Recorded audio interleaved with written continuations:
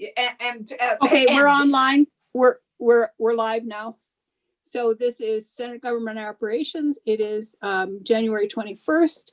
And again, I'll just lay some ground rules. I won't be as detailed as I have been in the past, but the one thing I will do is say we do not use chat. So anybody who's out there in the meeting, but not, and I'm on my iPad now, so I can only see 9 people. So I don't know who else is there, but we do not use chat. And the reason we don't use, except for Gail to post links to things that come up. The reason we don't use chat is because if we were in the committee room in person, we would not allow sidebar conversations to go on.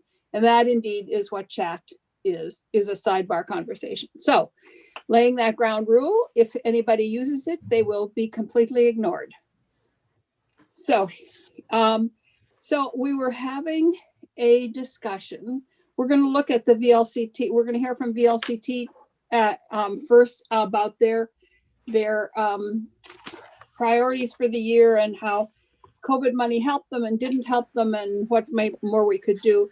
But first, I would just like to say that apparently there was an article by me or a commentary or something in, where did they say? The Times Argus. Eagle Time? Times Argus, I think she said. Times Argus.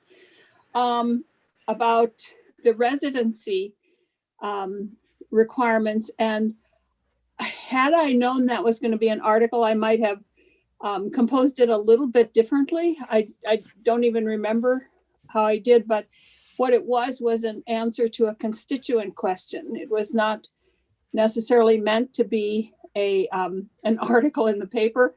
So anybody who thinks that I may have written it in, I don't know,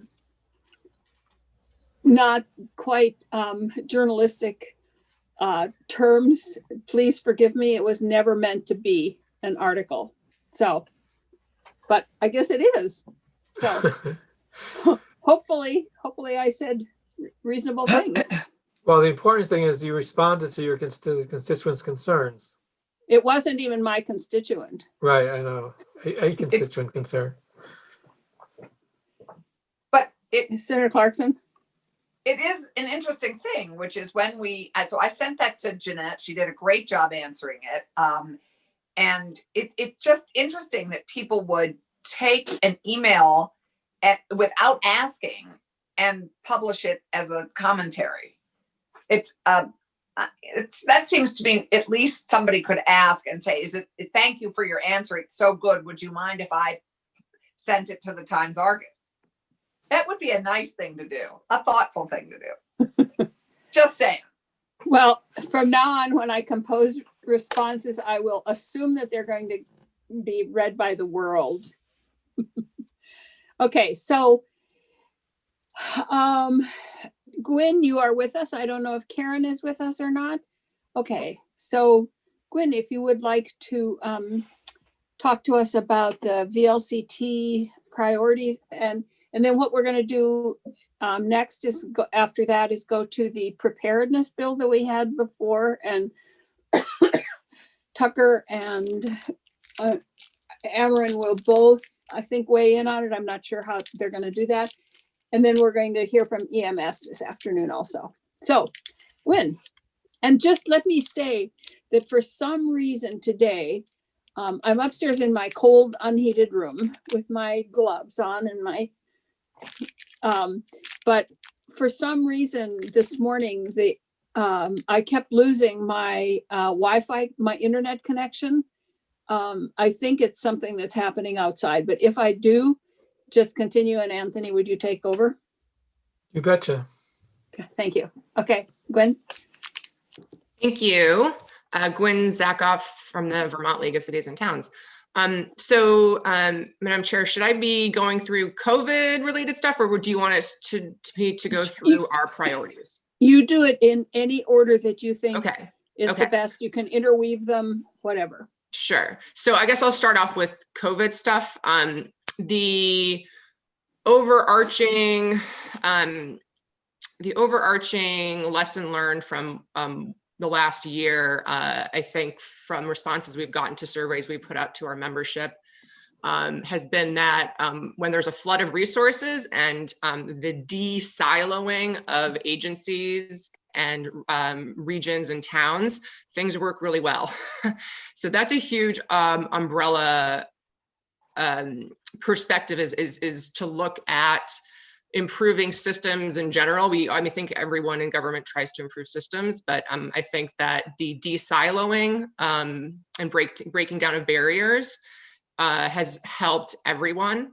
And the mass communication and public outreach has also helped everyone. And every one of our surveys of talking to our municipalities, specifically related to the pandemic, mentions of the bi-weekly or the twice weekly governor's press conferences, the incredible help that clerks have gotten from the Secretary of State's office, the incredible help that towns have gotten from ACCD and Department of Health, and basically all agencies. I think we've gotten the most positive feedback in the last year about interacting with state agencies since the pandemic began, which is really nice to see. Mm-hmm. So I think I hope that carries forward, and it puts a nice little bright star on the top of the tree, to be thankful for that.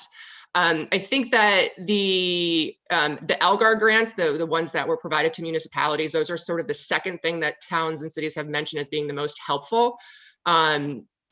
I think it's worth mentioning maybe to the EMS folks that are coming on later today. I think there's a breakdown once you get to talking about municipal services that aren't really municipal, that kind of get lost in the mix, and that we saw that happening with public safety services like EMS that are not municipal in nature, but they might be nonprofits that are operating separately and don't have access to municipal resources or as direct access to municipal resources. The same thing happens with utilities. Sort of utilities at the local level got lost in the mix as well when we were talking about access to monies. So that was a great lesson learned for VLCT, because we're so focused on our members that we sometimes lose sight of the little nuances that are tied into municipalities that get lost. So, the issues of having monies to help with arrears for like water systems, whether it's fire districts or municipal, that are thankful to not have to provide to put any more burden on their service users, but at the same time are not having access to the monies they need to deal with not just the normal day-to-day operations when you're talking about, buying chemicals, paying for staff, doing lab testing, those sorts of things, but also adding on PPE and having more testing being done. It was a stress to the system, and then having to have deferred. You're seeing a lot of towns are basically deferring off capital improvements that are actually really necessary when we're talking about how we want to have clean water. It's a very important thing, but they're putting off really necessary capital improvements to infrastructure in order to sort of make do in the interim. So the revenue losses and unpaid bills has resulted in increased costs, and so that's something to be mindful of, and that's not small money. These are big budget items for communities. And coming out on the other end of the pandemic, there's still going to be arrears, and there's still going to be infrastructure changes, and it's just going to be harder to catch up. So the other issues with COVID, I think your committee has covered with the election stuff and talking to the clerks and how successful that was. So it's encouraging to see both chambers working on these issues of learning from the successes of what went down. And so I don't think we need to expand too much more on the COVID stuff. That brings me to the municipal priorities for VLCT, because one of our overall municipal priorities is, providing towns the authority and the funding and the resources that they need to kind of mitigate these effects of the COVID-19 pandemic as we're, moving forward and over the next several months and potentially years. We also have, and obviously you're our champion, Senator White, our self-governance initiative, which has, it's not your committee at all. It's not the Senate, actually, it's the House. And so we are trying really hard to rally our members that are adding these sorts of provisions about broad-based access to charter changes that are adopted by other towns and having access to them. I think Winooski was one. I think that 69% of voters approved that at the local level. But basically, a thirst for from towns wanting to have more autonomy and authority at the local level to do local things. And we're going to try again with the House, maybe start a bill there instead of the Senate, but we're getting a lot of pushback on that. So we are not going to, I hate to say, not waste time on an issue that's not going to go anywhere, but we need to be really realistic about what outcomes we're going to be able to get from that chamber. Can I, a couple things here. I don't know, Gwen, if you want us to interrupt you with questions as you go. Yeah, please. Okay, so Senator Clarkson. Thank you. Gwen, do you have a notion statewide? Excuse me.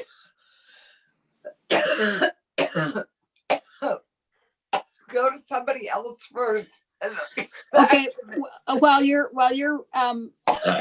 coughing here, I will just ask Gwen where or I guess we can talk about this more later after we talk. We'll talk more in detail about the pilot project and why, and I'll try to talk to Sarah about where the pushback is coming from. But Senator Polina.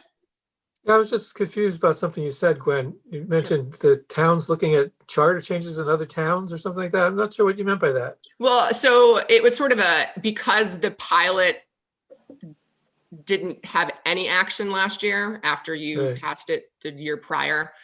There was a lot of discussion from communities who were saying, you know what, like, why don't we just ask for general charter authority to borrow charter changes that are already passed, but they're just available in other towns. So if it's good for the goose, it's good for the gander. If it's good enough for Burlington, why is it not good enough for Richmond or South Burlington or Bennington or whoever? So there's been a few towns, I believe, most of them are Chittenden County towns. Williston, I believe, was one, and then Winooski was another, and there might be others that I don't know of, but those passed already. What was it in this committee yesterday? I'm losing my mind here, but that we're going to have a rash of charters being proposed for around one particular issue. What was it? Was it here? Was it the cannabis tax one? Oh, yes. Sorry. Right. Okay. I think that what might happen is if towns are adding it to their town Australian ballot, they might be adding that on the same ballot as a charter amendment. I can't say for sure, but there's been discussion, there's been consideration, and so I don't know where that, Okay. final numbers were. Okay. I couldn't remember, and okay. So Senator Clarkson, are you back with us? I am, but I've been muted and can't. No, you're not. We can hear you. We can't see you though. Okay. I can't. There you are. Oh my God, how exciting. Sorry about that. So did you have a question? Yes, my question for Gwen is, do we have a sense statewide of the revenue loss to the municipalities on sewer, water, whatever the loss is?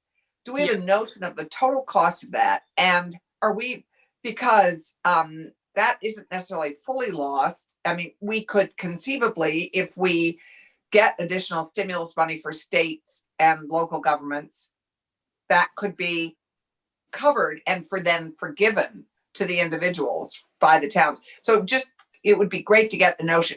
I think we'd appreciate knowing what that actual revenue loss is. Yeah. Karen, so they, was it the Green Mountain Water Association? They've been tracking this at a water utility level. We've been tracking it at the league, and it changes month to month because they, especially for utilities, there's towns do their billing cycles in a different manner. You know, most of them do it quarterly, but sometimes they do it once a year, sometimes twice a year. So the numbers are constantly changing.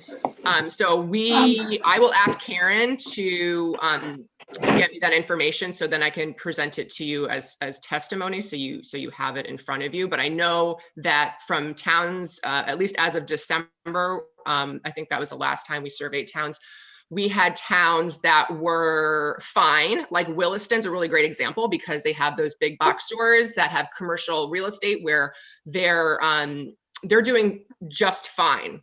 You know, they have very little to no arrears that are any different than in any normal year. Then you have towns that have upwards of 25 or more % of ratepayers who are not paying, and we're talking tens of thousands of dollars that are of monies that they are really dependent on to basically put back into the system. And it was fine for 3 months. It's okay for 6 months, but once you go on towards 9 months to a year, it puts severe stresses on the system. But I can get you that information as soon as I get off with Right. folks. Senator Polina, you had a question? Well, there was also another kind of like lost revenue. I don't know if this came up in many other towns, but in Barry, they were concerned that for for a long time, they couldn't use the Barry Auditorium. When normally they would be renting that out for events and stuff. And so they were not happy that they couldn't sort of get that money reimbursed. It was lost revenue. It wasn't that anybody was in arrears, but it was just that they normally would be renting out that space and having events and making money for the city, and they couldn't do that. So it's just another kind of loss that the towns endured. Sure. Yeah, I think that's true for parking. It's true for a bunch of other minor things, but I think the utility ones have risen to the top. Sure. And interesting, like tax payments haven't, I mean, it's not like it hasn't been a problem, but it has been less of a problem, probably because of the access to monies from, Vermonters that have been able to make good on, their tax obligations. But Senator Clarkson? So Anthony brings up a good point, and one that we're going to need to be watching, all of us in various committees, is the revenue from commercial real estate, because commercial real estate is going to take it on the chin. I mean, I think we're going to see a huge impact on our non-resident tax, our revenue from non-resident taxpayers, and a shift of that in the next couple of years. So that would also be an interesting thing for us, for VLCT to be tracking, because when you talk about Williston, that's a plus and a minus that they have those commercial big box stores, because, given the shift in purchasing, they may not be around for very long. Well, I think that also, I mean, it's a little foreshadowing and maybe a little presumptive, but with the Wayfair decision and the ability for towns to have access to local option sales tax revenue from people pressing, purchase for an online sale, the fact that a lot of towns don't have a general store, have any store, let alone big box stores, but they do have a lot of towns, people in their towns that are buying online. Why wouldn't you put a charter amendment to get that? I don't know why you wouldn't. So there's been there's been discussions on that as well. And I think the issue of residential sales and skyrocketing in terms of prices, and there's been concerns with the speaking to the commercial real estate issue, is that the professional assessors and listers in the town and the Department of Taxes have been tracking this and have been paying close attention to this issue, because this could really mess with the property evaluations moving forward in a quick period of time. So I'm glad that you, Senator Clarkson, you're eyeing that, because we've been eyeing it as well, as has the Department of Taxes. And the list, and if you want to go into more detail about that in the committee, just about the impact, I would talk to the Listers and Assessors Association. They are a fabulous resource, because they are professionalized, and just like the Clerks Association, they really understand the nuances. And once a ways and meaning, always a ways and meaning. It's good. It's good. Right, Keisha? I think most of the other, obviously the cannabis issue is a big issue for us, especially as we're seeing legislation being presented And really with the pressures we're having on our property taxes, the pressures we're having with no shared revenues for any of this, I think across the board, anytime we're able to find new revenue sources or ability to find even little pockets of money with the quickly changing landscape of where our taxes are coming and going, especially talking about the tax structure commission's report and the changes that they propose, which I think by and large are the league supports. Unless things change and the pressures on the property, the school end of the property tax is lifted a little bit more, towns are going to continue to be in a situation where they're just really pressured from being able to put investments into their communities or even do minor things. And it's always really interesting to me when I hear, like, for example, when I talk to, clerks about their elections and how they get small grants for, election boxes that, or like, a letter opener that they were talking about the other day, like nominal amounts of money that make huge impacts, but they just simply don't have the budget for it, because even a bump in $5,000 for a really small community is huge. And meanwhile, we have, lots of money going towards schools and a lot more access to that money. And towns are always kind of at the bottom with that heavy pressure on them from the cost of schools on the property tax. Well, even don't they, I seem to remember from being on the Putney Select Board that when you collect your taxes, you have to make your payments to the school first before so if you're short on your taxes, the school gets paid and the town doesn't. Yeah, they have to be made whole.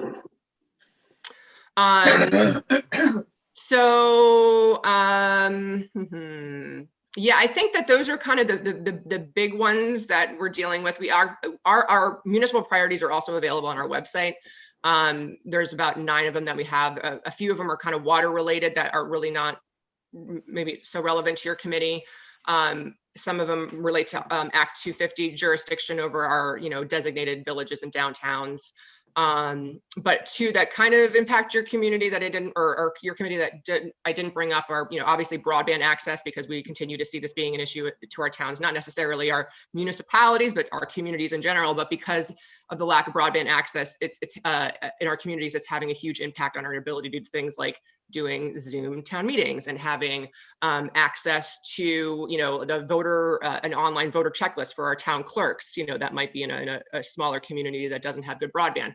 So it trickles down to our local communities and, and obviously growth of our local economies. So broadband is another really big issue. And then we're always, it's been a huge thing for in terms of our public safety aspect of things is our board of directors has put a lot of thought and energy into really pushing this issue forward. And the board is really happy and thankful that the Criminal Justice Council and, obviously from your committee and the House Government Operations Committee pushing that legislation last year to really shine a light on the deficiencies in our overall public safety system. And it continues to be on our radar, and we're thankful that we're partners in professionalizing these services and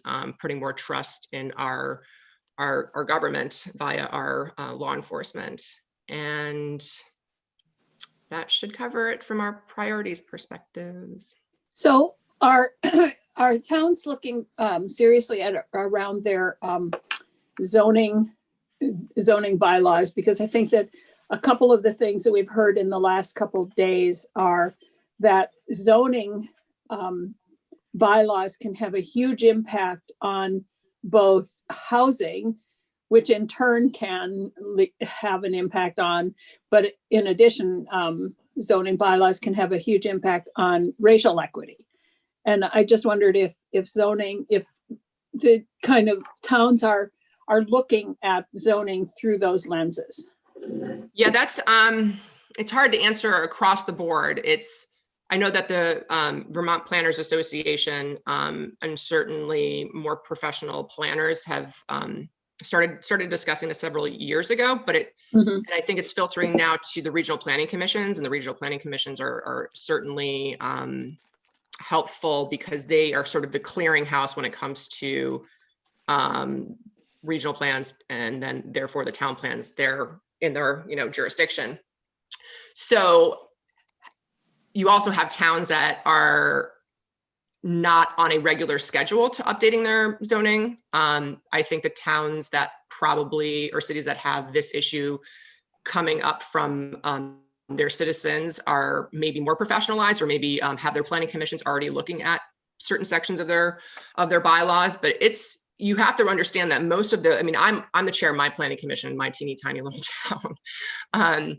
It's a lot of work to update your zoning. It takes years to do it properly.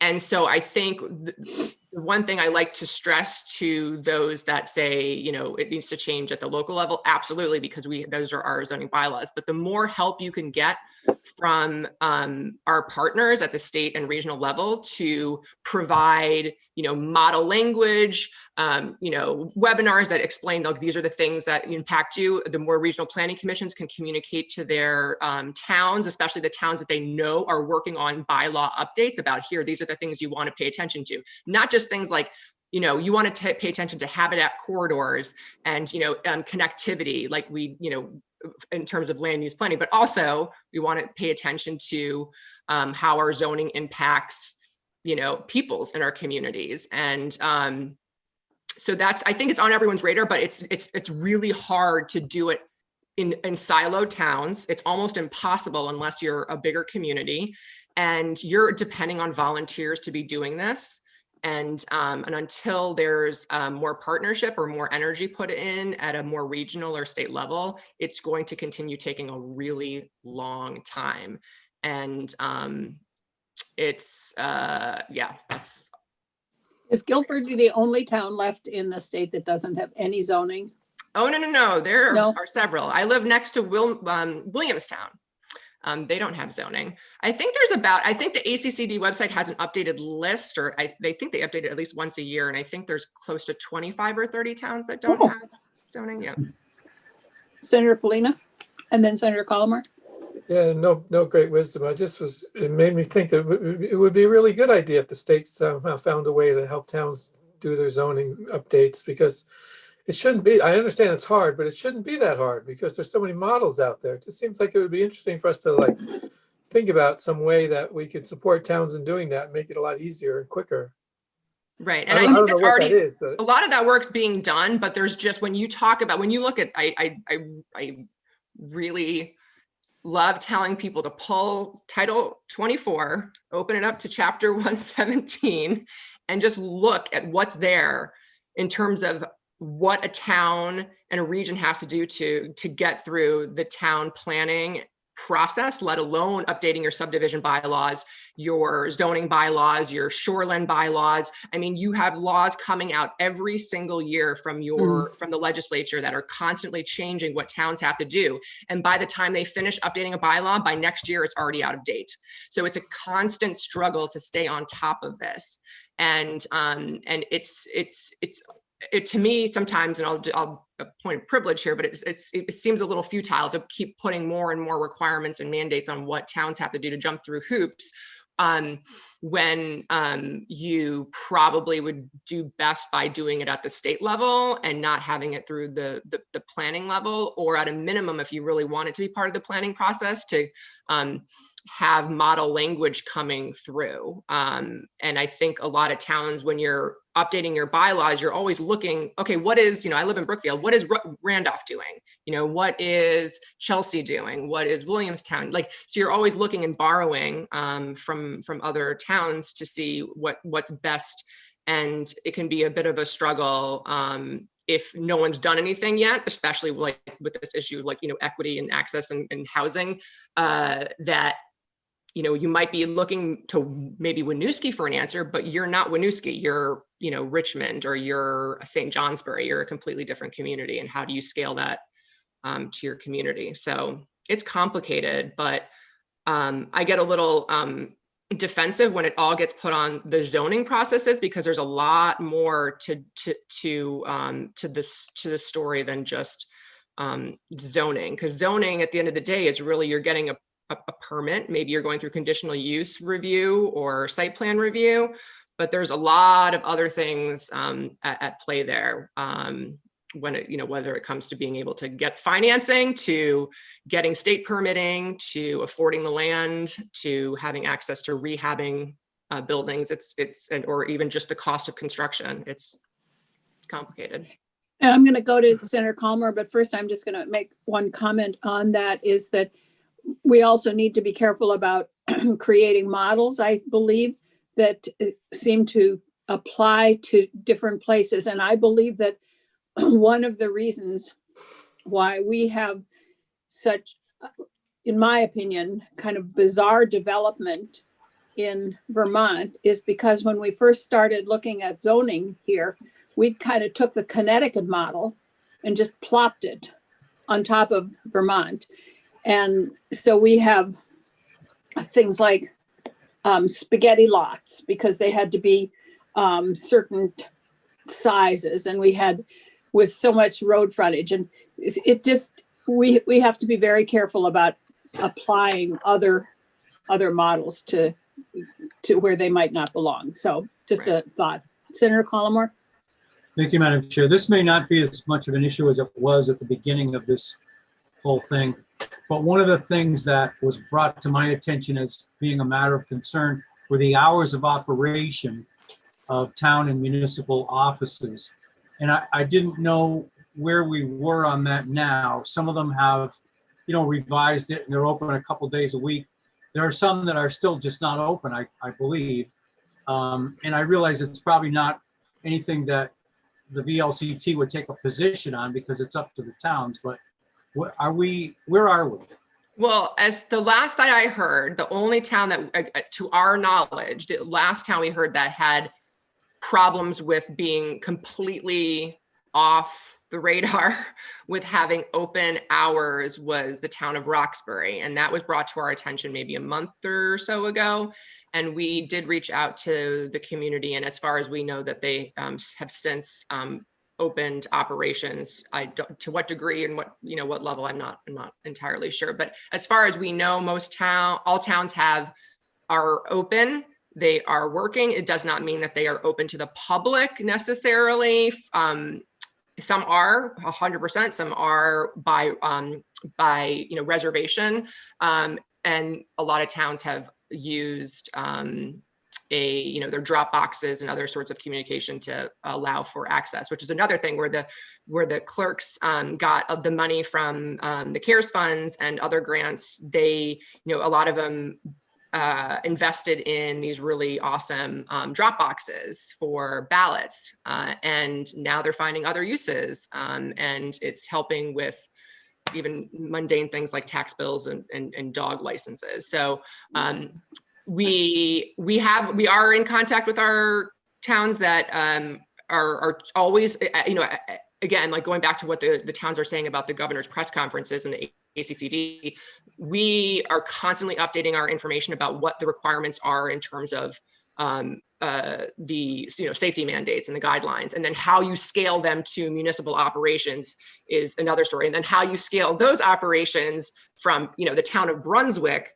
to the city of Montpelier is going to be very different. So I think a lot of towns, especially, I think talking to the clerks about this would be great, but I think that a lot of towns that are having the hardest time are the ones that have really aged buildings, small vaults, and small areas, and maybe a town clerk that doesn't have an assistant town clerk who's doing everything. And so it's just, practically speaking, it's become difficult. And you hear from towns who are trying their best to, because of that whole issue with the title insurance folks and lawyers who are having troubles with deeds. And again, like, to add insult to injury, we're in a pandemic. We have to have social distancing. We have to have these things going on that are required. And then you have these just unprecedented levels of real estate transactions going on and refinancing. And it's been tough. And the clerks in this state are rock stars. What they've dealt with in the last year is just unbelievable. They're incredible, but they're constantly having to stay on top of what's changed. And I think a lot of towns opened up a lot towards the end of summer, everyone got a little bit of got a little loosey-goosey, things changed, and then you're seeing a lot of towns, as the numbers were going up in their regions, pulling back and limiting hours once again. So it's become a bit of a push and pull, but we're trying to tell towns you need to stay open for operations, like you need to be there, but you need to also be mindful of staying within the law. Thank you. Senator Rahm. Gwen, you know that I can be pretty stubborn about some particular issues. And so you've been probably hearing me talk a lot about language access. Toward the beginning of the pandemic, I got responses from state government around, are you going to put this in other languages, et cetera, that essentially said that's kind of Burlington and Winooski's job, which was really alarming to me because we have Spanish speakers all over our agricultural areas. We have people who speak other languages in other parts of the state. And I just wonder if at some point you can gather more information from your towns about what kind of information would be helpful from the state in what languages. I think at some point we need to regionalize and standardize which languages are most spoken where, and what kind of information remains key. For many people, it was more schools than municipalities, but there was a lot of communication that I think even municipalities were trying to send out that did not, that they were basically relying on some of the more diverse towns to do themselves. And so, at some point it would be helpful if you could help us put that on the radar of the towns that were curious what their experience has been and what common languages are. Yeah, and it's interesting you brought that up because you had brought up the data issue early on in the beginning of session. That's always been a huge, I am so thankful that you brought that issue up, because even when I got a response yesterday from the mayor of Winooski when we sent a little survey out, and one of the things that she had brought up was that we need access to the state data to figure out what programs are being utilized. We need to figure out like where the money's going.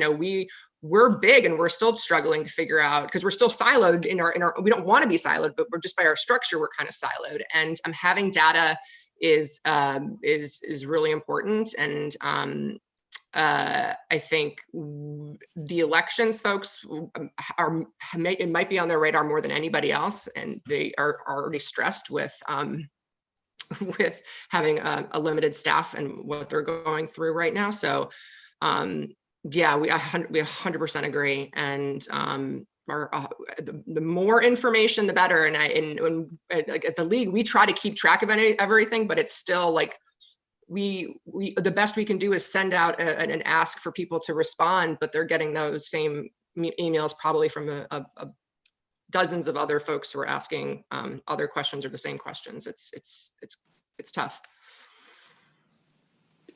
How do we solve that? I don't know if I have a good answer to that, but I can tell you one thing: it can't be done at the local level individually. At best, the regional level, but most likely the state level. I think the thing is about like regionalization, like when you have things like public safety and like land use kind of stuff, like public safety, you can kind of break down those silos and work a little bit better together. And then I think that with land use, you have regional planning commissions already there, and that's kind of their expertise, which can also kind of help with emergency management things. So they're kind of tied together. But with this, the data that Senator Rahm is talking about, there's really nothing there's no structure to kind of leapfrog off of to gather that at least I am aware of. Well, it is something we should continue to address. Senator Polina? Appoint a task force. One to add to the list? The list of task forces, sure. Sorry about that, I couldn't resist. Well, there might be an appropriate home for, I think we just have to decide what it is that needs to be collected and how it's collected, and then where it lives, and then who has access to it. Isn't that what? But first, I think there have to be some statewide decisions about what needs to be collected. Sure. Which then, this is a little off topic, but it kind of ties to it, because I'm always thinking about how with the issue of like broadband, it also ties very closely to the issue of technology in general and how things are constantly changing. And we're always hearing from towns that like by the time they invest in something, it's already outdated. And if there's any way to use the state's resources to help with technology upgrades, to help towns get, data systems up to snuff, it would be, I mean, maybe that's pie in the sky, but it should always be on everyone's radar to figure out how we're a small state. There has to be a way we can, we can join forces and use each other's powers to use maybe not the exact same systems, but to head in the same directions. Because if everyone's on their own trying to upgrade their systems, it's not very effective and certainly not efficient. And I think we're doing that now with law enforcement reporting. Yeah, and that's systems, great. right? And that's just like goes to show what leadership and just just a will and want to just really focus and run to the end zone does. But it took a long time to get there, and it was sort of, it happened because of not such great stuff. So it'd be nice to be ahead of the game instead of playing, Right.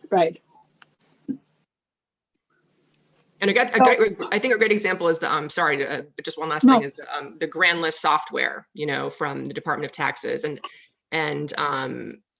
it's it's a huge thing, but it's still kind of a small thing. But it took years to get to where we are. But it got to the point of like the system being so bad, and maybe that's what's happening with like the Department of Labor stuff. Like it is just so bad that you're forced to to move on, and it's unfortunate that it has to get to that point sometimes. But so would this be helpful at all, committee, to look at looking kind of to you, Senator Rahm, is to look at what are the pieces of data that we need to be collecting in order to be responsive and to help both our municipalities and the state. So what are those pieces? And then where are the systems so inadequate that we can't do it? Is that a conversation that we should start having? I would love that. I've been, it's a really big new topic for our Ledge Council, I think. And a lot of the examples around the country are from really large municipalities. It's like Burlington has been on the front edge of this, but it's, the New York cities, the Los Angeles, the Pittsburgh, wherever. And so I'm looking at our Ledge Council, but, I think it would be good to there is a way to standardize what do you have the resources to do and how do you start to tackle the most commonly spoken languages in each region. I think the big question that our committee should really be circling up around is how do we do this in a way that isn't an additional burden for municipalities to help us gather this information without enough guidance and resources to do that. Some towns are starting to track. These are the highest number of calls we get because they have services where someone calls, they are paying for that translation service. And then, we'd want to be thinking about principles like police shouldn't have kids interpret for their parents in a setting that's very stressful. So, it's also about kind of how you create parameters around what proper language access looks like, and where it's needed in municipalities specifically. But just starting with state government would probably help our towns and school districts if AOE was, putting information in other languages, et cetera. So it's a really big topic. And I'm trying to sort of wrap my arms around it in actual language. But, our municipalities are going to need to be a major partner in this without feeling like we're burdening them with something rather than helping them sort of do this for their own citizens and residents. And at the end of the day, Senator Rama, the burden, I think a lot of towns want to carry the burden if they had the capacity to. And again, that goes back to what happened this last year when you have this infiltration of resources and the de-siloing of infrastructure and agencies and peoples where you're able to get stuff done. And I think that's why the clerks are a great example. Is like, yeah, they had to do a lot. They had to do a Yeah. lot, but like they had teammates and they were given resources and they had the backings and they're willing to carry the load if they're able to make it happen. And that data is not only just necessary at the state level and what you want, but it's also really helpful at the local level. And they would want it, but they just, I think like anything else, they just feel like, okay, there's only so much we can do, and we're willing to go there if you're willing to be a partner with us. So Yeah, exactly. And you know, so much of what I heard was if towns had state information in languages with videos of what the governor was updating people of every week, the things that they could help amplify, that would have helped them immensely, because they are the backstop if no one can understand what's happening and they don't know what to do or where to go. yeah. So I was going to say that this is something that we should maybe put in our lessons learned preparedness bill, something about this. And then I saw Tucker raise his hand, and I don't know where he was going, but I was just going to note that a good jumping off point might be to take a look at the statewide non-discrimination plan that was adopted pursuant to the Workforce Innovation and Opportunities Act. Any state agency that participates in the administration of WIOA, as it is elegantly called, has to abide by a statewide non-discrimination plan that includes programs for language access. So Burlington has a USA Jobs location that is funded partly through WIOA, and they have a language access plan. And as far as I knew in the past, that included opportunities for translation of state and federal materials that were needed by people who were using the USA Job Center. And to give you an idea of some of the programs that exist in the agencies that administer them, be the Department of Labor, the Agency of Education, and it would be partly vocational rehabilitation programs like that will have to abide by WIOA standards for non-discrimination. That could be a good starting point, and there is potential that the federal government keeps some data about access at those locations. good, thank you. So I think we will keep this conversation going, and I'm not sure exactly where in our little siloed General Assembly, this we certainly have a responsibility to the municipalities, and to the Racial Equity Advisory Panel, so it's ours, right? Okay. I mean, we'll just assume that it is, unless somebody else is taking it up. Senator Clarkson? It has already been identified in our not the language issue as much as the data collection issue was identified time and time again in our lessons learned work. So I think that it absolutely belongs in our bill on lessons learned, because we'd already talked about it. It's already been identified as a major issue. Just we need to maybe come into agreement on what data, and we should maybe double check with Susanna and others, but it's a request of the Social Equity Caucus, of our lessons learned, of Susanna's. I mean, it's everywhere. Well, I think there are a couple different issues here. One is the language project in particular. And then the other one is all committees, I think, should be looking at what kind of data collection we need that corresponds with their areas. Because until we really define what kind of, and there's going to be overlap in them, but until we define what kind of collection data we need to collect, we're going to just keep adding things to, well, now we need to collect traffic stops, we need to collect implicit bias charges, we need to collect, and instead of just having an overall look at what the kinds of data that we need to collect and putting it together, economic development might come up with something very different than education and very different than, so I think we need to, and that maybe that's an issue that the chairs Yes. meetings have to But address.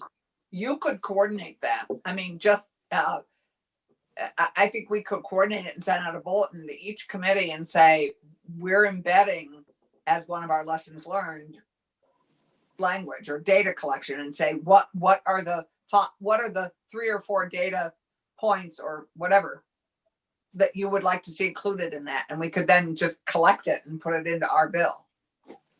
Okay, I think it's a longer conversation than just But that. that would But get it started. Senator Ram? One suggestion, and I can help figure out who that might be, but it can be really helpful when starting on this to have a legal expert in language access, because they'll tell you which federal programs potentially require interpretation. And there's a difference between written translation and spoken interpretation as requirements. There's a safe harbor provision for written, depending on the populations that you have. But it's helpful to know the nuance of the best practice versus what's legally required. And then there is this 4-part kind of like a rubric, almost a legal rubric for what is life-saving versus what's important or nice to have, and so it's helpful to hear legal expertise from like a civil rights expert about what is most required and where to start. And I think that seems like our job. There's no other committee that's just supposed to look at like, how does government do a good job of this that also follows the spirit of the Constitution and the legal right people have to information in their own language. Yeah, that's a good place. Okay, thank you. Thank you.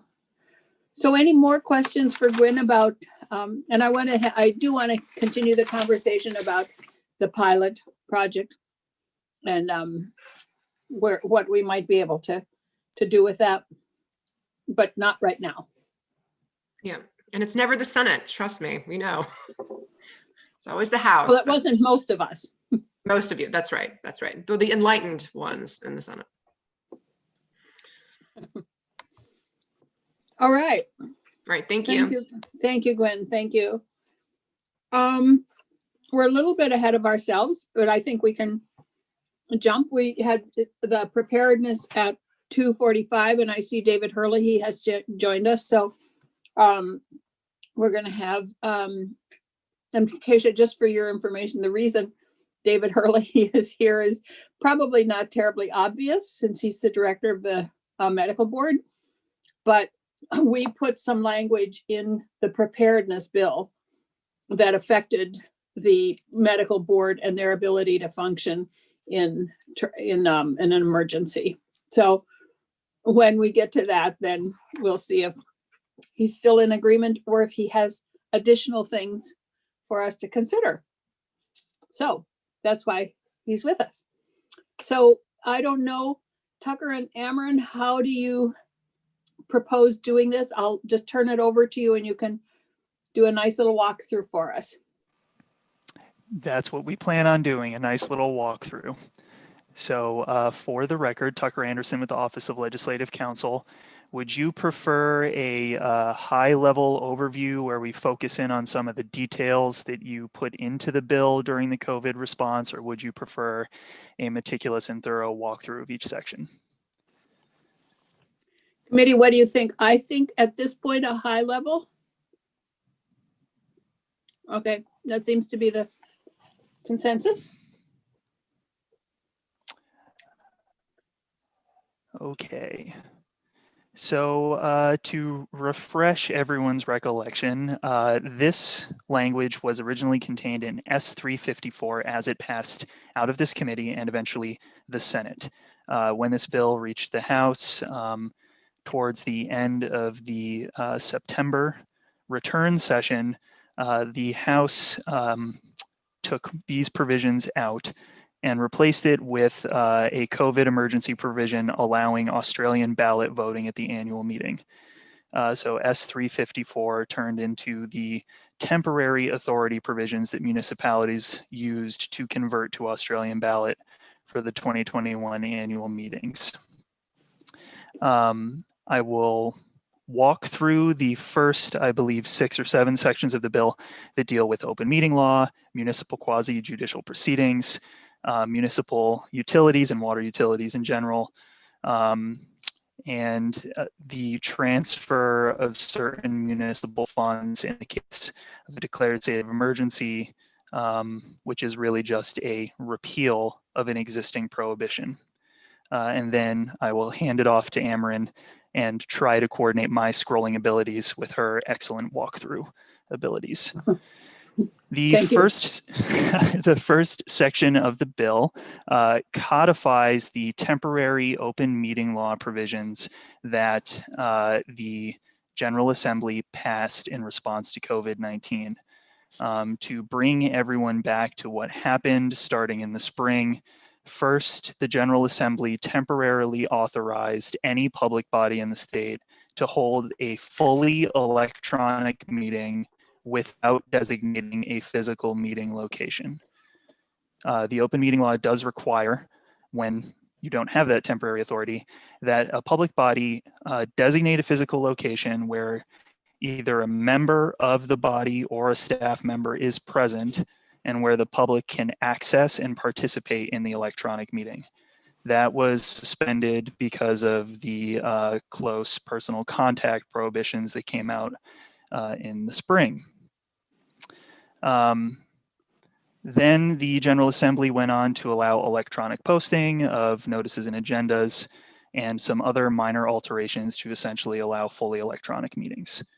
In the codification that is in front of you, you are setting up the automatic trigger for all of those provisions to happen again. So this section starts by defining what an affected public body is. An affected public body is any body whose regular meeting location is located in an area affected by a hazard and that cannot meet in a physical meeting location due to a declared state of emergency. Last year, a lot of questions came up about what a hazard is. Hazard is defined here as an all hazards, as that term is defined in Title 20. To bring everyone back to the discussions that happened in the fall, an all hazard covers natural disasters, public health emergencies, nuclear war, insurrection, and other significant events such as chemical spills. Let your imagination run wild about what a significant event requiring a declared state of emergency might be. These first sections allow during a declared... Madam Chair, may I ask a question? I don't know if you can see me. I don't. Yes. Okay. So this does not let's say there was a severe ice storm and a town had to make, the select board had to make a decision, but nobody could get to town hall. It wasn't necessarily there wouldn't necessarily be a declared state of emergency in that particular town. How could a town use this when it isn't a state, isn't statewide? The answer is they could not. To happen. The answer is that this section and the bill is, it was introduced by the committee last session, doesn't address that issue. This is really only about when the governor declares a state of emergency for the whole state or a region of the state, perhaps a particular municipality. In the event that there is some sort of localized significant event and the governor has not declared a state of emergency, the answer would be that the municipality would likely cancel their meeting and post a notice for a future meeting, potentially in a different location. Or there are other provisions that allow, for example, you can cancel your regular meeting and announce an emergency meeting in its place, have an electronic meeting with a designated physical meeting location that is elsewhere, but that you have made a press release about so the public is aware of where they have to go. I think the hope of this was not to deal with every emergency that might happen in one town and not someplace else, but more regional or statewide ones, and ones that would really prohibit meeting. If there's an ice storm in Brookfield and nobody can get to their meeting, my guess is they'll cancel their meeting. They're not going to that night set up for a remote meeting. If the ice storm remains for 3 weeks, perhaps the governor declares a state of emergency in Brookfield. It doesn't have to Right. be statewide. I hear you, but I could also see something that would require an emergency meeting, that there might be a hazard that would occur, an emergency in a community or in a region where it hadn't yet been declared an emergency, but they had to meet to make decisions about something important that was pressing. Anyway, I can see, anyway, this is great. And I know we did this last year. I just, as we have thought further about it, I just am trying to think as flexible, giving towns as much flexibility as possible. Well, we should definitely, as we go through this, Bill, more, we'll hear from the league about whether they have some suggestions about that. Yeah. Okay. All right, Tucker? Subsection B allows during this declared state of emergency, first, for the public body to meet without designating the physical meeting location. It suspends the requirement that a staff member or a member of the public body be present. And it allows the public body to place their notices in electronic locations in lieu of designated physical locations. And remember, that is a specific requirement for municipal public bodies. So municipal public bodies under the open meeting law have to post their notices in 2 physical locations in the municipality. So there are some requirements if the affected public body is going to meet electronically. First, the body is required to use technology that permits the attendance and participation of the public through electronic or other means. This is a change that was made from the temporary COVID bills, which only required that the technology permit attendance. The request was that, the technology should also allow participation of the members of the public who are attending. Whenever feasible, the public should be able to access by telephone. And finally, and this is another change from the temporary COVID open meeting law provisions that are in play right now, they're required to post information that enables the public to directly access and participate in meetings electronically. And they shall include this information in the published agenda for each meeting. So if this were codified and moved forward, the requirement would be if you're holding an electronic meeting, part of your agenda, you have to provide direct access to the public so that they can participate in the meeting electronically. And the discussions that you all had around this was posting, for example, the Zoom link that would allow the public to access the Zoom meeting. Unless unusual circumstances make it impossible for them to do so, each municipality and school board shall record any electronic meeting that is held. So can I go back one second here? I'm thinking about this, and I know we'll get more into detail about it, but in terms of Allison's question, we at one point, we have a paper mill right downtown Putney, right in the smack dab in the center of the village. And we, a couple of years ago, had a huge chemical spill and chemical fire there. And so no one was allowed into the village proper. It was all closed off. If the select board had been having, if they had had to have a meeting to deal with something as a result of that fire, they couldn't have gotten to town hall. Could they then post an emergency meeting and have had it at the central school, which is outside of the village proper, and somebody would have been there? I mean, there are ways of dealing with those kinds of emergencies right now, right? So the answer is that they could hold an emergency meeting where they put in the notice for that meeting the specific issues that they're going to be dealing with, which may be a response to this particular emergency. And they could designate a physical meeting location where public access is possible. Okay, great. That's what I thought. Thank you.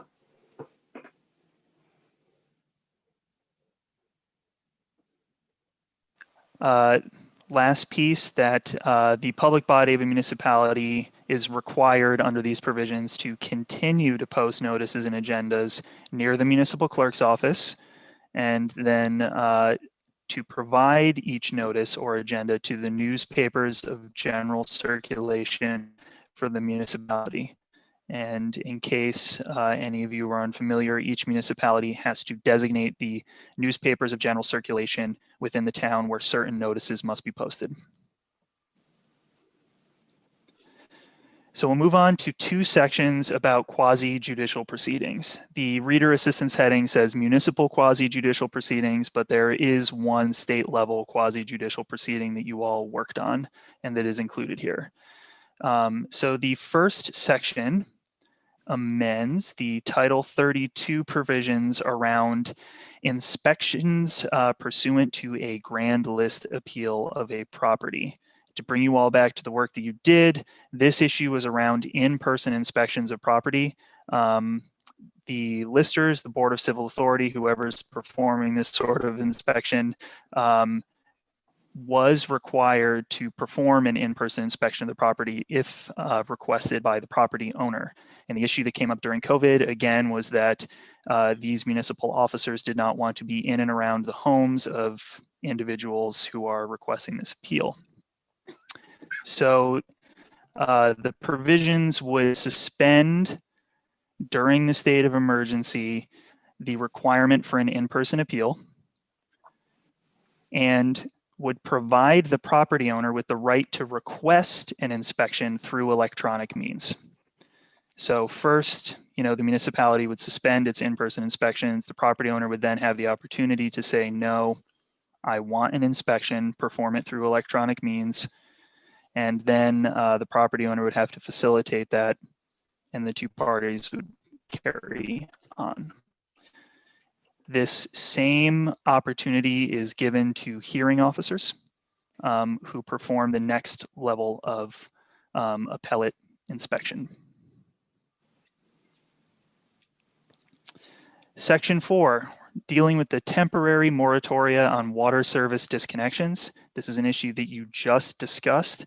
It affected municipalities primarily because it prevented any utility provider for water or sewer services from shutting off those services during the declared state of emergency. The provisions that you put together here are a bit different.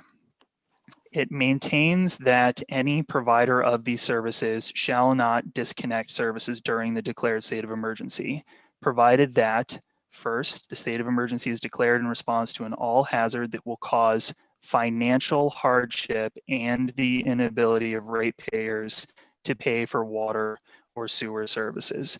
This is one area that the committee focused on. They did not want to apply this to all hazards that could come up or all states of emergency. It would only be those that will cause financial hardship and the inability to pay. And 2, that the all hazard does not require the water or sewer service provider to disconnect services in order to protect the health and safety of the public. So you didn't want to create a situation where there's a declared state of emergency and the water has to be cut off because there's contamination in the water, right? You didn't want to set up a moratorium on water service disconnections that would get people sick.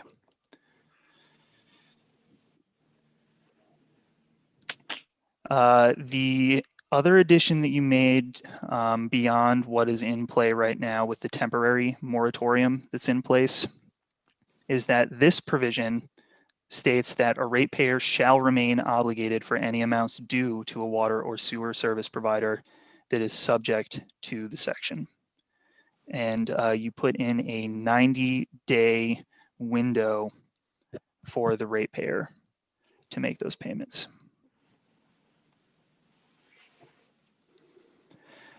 Section 5, you took some pieces of the temporary authority for municipal deadline extension, and here you add them to the Title 20 declared state of emergency chapter.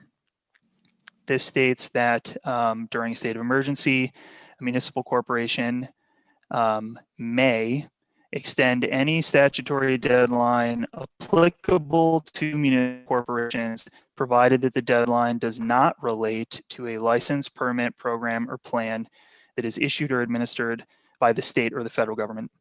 And they may extend or waive deadlines applicable to those licenses, permits, applications, what have you, that are issued by the municipal corporation. So you looked at the window of authority that municipal corporations have around deadlines and certain licenses, permits, and programs. If there is a declared state of emergency in the future, municipalities would have the authority temporarily to extend deadlines and to continue the effectiveness of licenses, permits, and plans up to 90 days after the date that the emergency ends. So the final piece here is a repeal of the statute related to town highway funds. To bring you all back to the discussions that you had, under current law, 19 VSA section 312, town highway funds have to be kept separate and segregated from general funds. There's to be no commingling of funds at all. You granted We don't want commingling. You granted temporary authority during the year 2020, so we're already past the point of the effectiveness of that temporary authority, for municipalities to move town highway funds to their general fund or to move general funds to their highway funds. You weren't sure where the gaps were going to be during the COVID response. Under that temporary authority, all of the money had to be paid back and the funds had to be made whole by the end of 2021. Here, you're just repealing that prohibition. This is not contingent on a declared state of emergency. This would be a permanent change moving forward. You are lifting the requirement that those funds be segregated, which brings me to the last point in my portion of the discussion. That particular section, that repeal, has a different effective date, which requires some explanation. That repeal is going to take effect July 1st, 2021. And the idea of having that as the effective date, separate from the other parts that will take effect on passage, was that July 1st for most municipalities is the start of the next fiscal year. And I'll bring you back and hand this off to Ameren.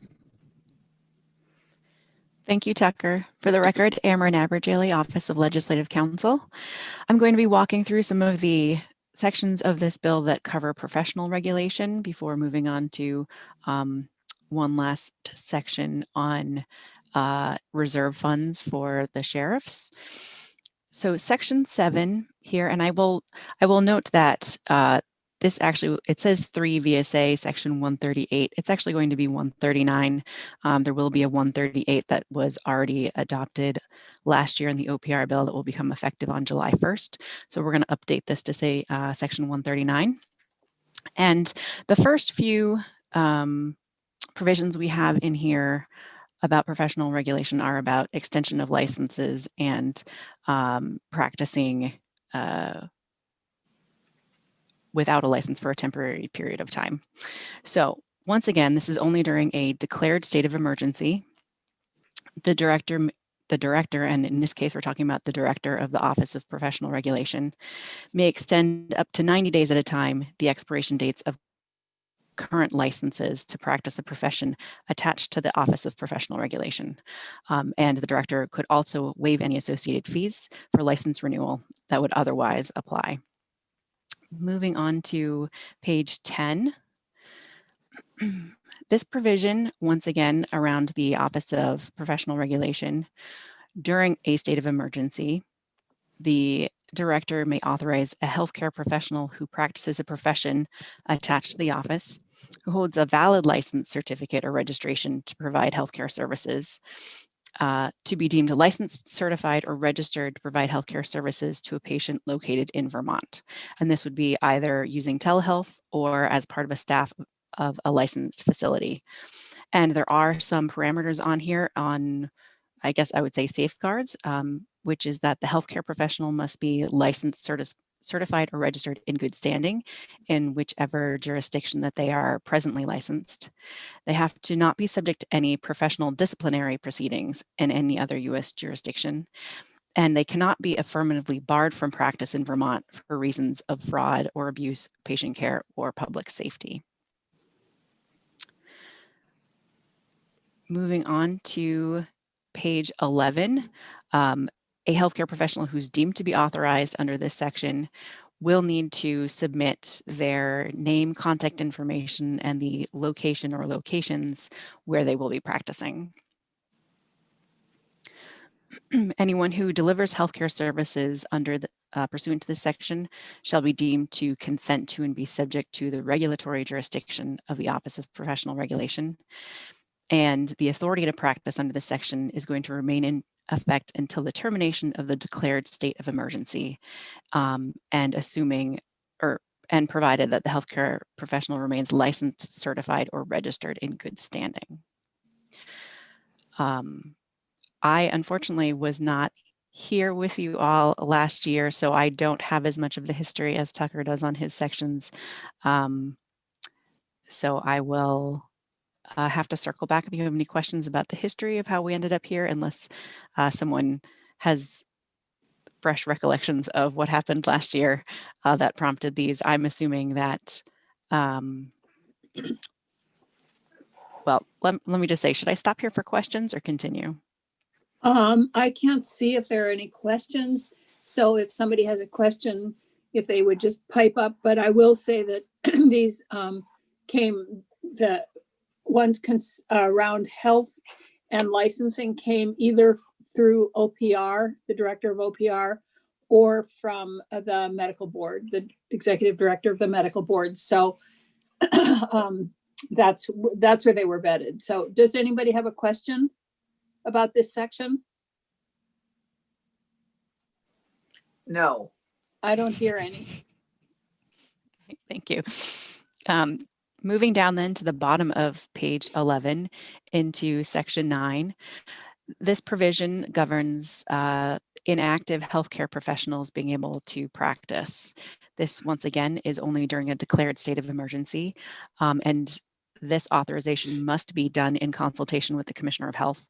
The director of OPR may authorize a former healthcare professional who practiced a profession attached to OPR, who left active practice not more than 3 years earlier with the individual's Vermont license, certificate, or registration in good standing, to provide healthcare services to a patient located in Vermont using telehealth or as part of the staff of a licensed facility. Once again, they would need to submit or have submitted on their behalf their name, contact information, and the location at which they will be practicing to the Office of Professional Regulation. Moving down onto page 12, the returning healthcare professional is only authorized to provide healthcare services without a license for not more than 30 days, and it must be pending their application for a temporary license. And again, the 30 days is limited to the extent that the director determines whether to issue that individual a temporary license. That is to say that if a professional applies for a temporary license and on day 20 is denied such a license, they would not be able to continue practicing for those additional 10 days to reach the 30 days. It is whichever comes first, the 30 days or the director's determination on their temporary license. And the director may issue a temporary license at no charge and may also impose limitations on the professional scope of practice as the director deems appropriate. Any healthcare professional who returns to the healthcare workforce pursuant to this section is going to be subject to the regulatory jurisdiction of OPR. Moving down to section 10. So Once again, during a state of emergency, if the director finds that a board attached to the office cannot reasonably safely convene a quorum to transact its business, and if authorized by the Secretary of State, the director may exercise the full powers and authorities of the board, including disciplinary authority. The signature of the director shall have the same force and effect as if voted by the board. Moving down to page 13. And then a record of the actions of the director taken pursuant to this authority shall be published conspicuously on the website of the board on whose behalf the director took the action. Moving down to section 11. During a state of emergency, the director may issue such orders governing regulated professional activities and practices as may be necessary to protect the public health, safety, and welfare. If the director finds that a professional practice by a person licensed or required to be licensed by the office is exploitative, deceptive, or detrimental to the public health, safety, or welfare, the director may issue an order to cease and desist from the applicable activity.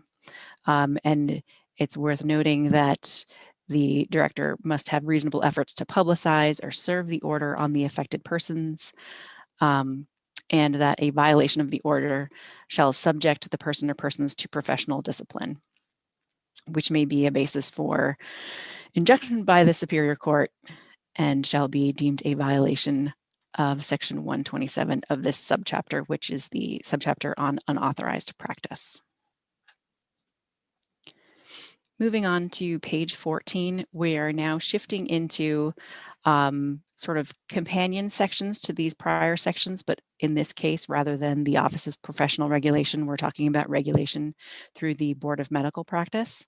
So this first section, section 12,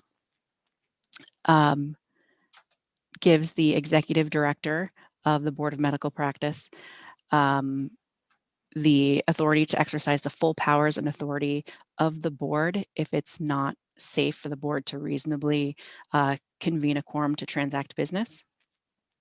The signature of the executive director shall have the same force and effect as a voted act of the board. And once again, a record of the actions of the executive director shall be published conspicuously on the board's website. Moving into section 13.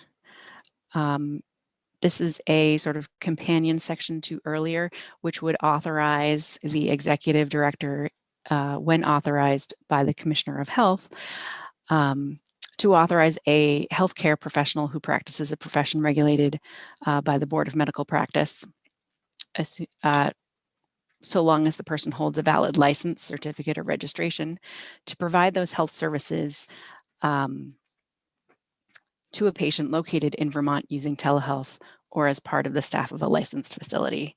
Similar to above, you have the same sort of parameters here, such as the professional must be in good standing in the other U.S. jurisdiction where they are licensed or registered or certified. They cannot be subject to any professional disciplinary proceedings in any U.S. jurisdiction, and they cannot be affirmatively barred from practice in Vermont. Once again, the healthcare professional who is authorized under this section must submit to the board their name, contact information, and the location at which they will be practicing. And a healthcare professional who delivers healthcare services in Vermont pursuant to this section shall be deemed to consent to and be subject to the regulatory jurisdiction of the Board of Medical Practice. Moving on to page 16. The authority to practice under this section shall remain in effect until the termination of the declared state of emergency, provided that the healthcare professional remains licensed, certified, or registered in good standing. Section 14 is again a companion section from above, this time again for the Board of Medical Practice. When authorized by the Commissioner of Health, the executive director may authorize a former healthcare professional who practiced a profession regulated by the Board of Medical Practice and who left active practice not more than 3 years earlier, against the same time limit as you saw above, with the individual's Vermont license, certificate, or registration in good standing, may provide healthcare services to a patient located in Vermont, again, using telehealth or as part of a licensed staff of a licensed facility. Once again, they have to submit or have submit on their behalf their name, contact information, and location where they will be practicing to the Board of Medical Practice. Once again, they are only authorized to practice without a license for not more than 30 days, pending their application for a temporary license, or until the executive director determines whether to issue the individual a temporary license, whichever comes first. The executive director may issue a temporary license to such a returning healthcare professional at no charge and may impose limitations on the professional's scope of practice, and that is at the executive director's discretion. And the former healthcare professional who returns to the healthcare workforce under this section shall be subject to the regulatory jurisdiction of the board. I realize I went through that second half a little quickly, but these sections are relatively similar to the first portion. Again, the difference being that these are professions governed by the Board of Medical Practice versus OPR. So before I move on to the emergency sheriff funding, are there any questions on those sections? I don't see any hands. Okay, I'll keep going then. So our last section, section 15, is about emergency sheriff funding. And during a declared state of emergency that affects a county, in order to support the emergency needs of that county's sheriff due to the emergency, the county's operations reserve funds and capital reserve funds, which are described in a previous section of Title 24, may be allowed to be used for the emergency needs of the sheriff, subject to the approval of the assistant judges. You do have a definition in here as to what emergency needs are, which in this case means the needs to respond to the emergency and includes hiring deputies, dispatchers, and other personnel and purchasing equipment and supplies. Moving on to our last page, the funding of these emergency needs under this subsection shall be in addition to the support of the Sheriff's Department set forth in Section 73 of Title 24, which sort of lays out the basics of what support the Sheriff's Office will have. There's then a section on reimbursement. So if a sheriff receives county reserve funds for emergency needs, they are required to apply to any applicable resources for emergency relief, such as the Federal Emergency Management Agency, FEMA, that are known to the sheriff for any allowable reimbursement. Within 30 days of receiving any such allowable reimbursement, the sheriff shall provide those funds to the county in order to reimburse the county for the funds that were allocated under this subsection. And it's important to note that a sheriff shall only be responsible for reimbursing the county an amount equal to the allowable reimbursement the sheriff received under subdivision 1 of this subsection. In other words, the sheriff shall only be responsible for providing to the county what they are allowed to be reimbursed by the resources for emergency relief, such as FEMA. Then there's a sunset for this authority. The authority for a sheriff to obtain funding for emergency needs under subsection A shall sunset 2 weeks after the day the governor terminates the declared state of emergency. And the sections that I just covered will also take effect upon passage.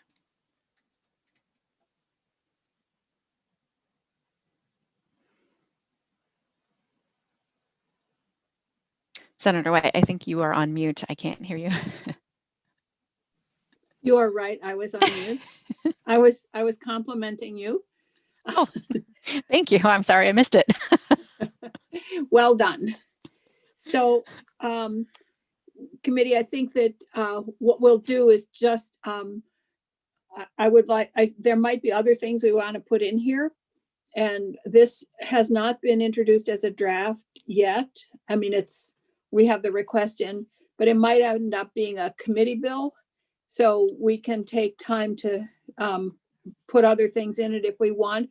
What I'd like to do right now is hear from David Herlihy about the Board of Medical Practice section, and if that has changed in any way, or if you still feel comfortable with it. Thank you, Senator White, and hello and happy Can New you Year. turn up your speaker a little bit? Oh, let me see if I can get that. David, we can hardly hear you. Is that any better? No. No. Oh, Not measurably. Oh, there. is it better now? Oh, I no. think that was Senator Cullimore. I'm sorry. Let me, I gotta change the microphone.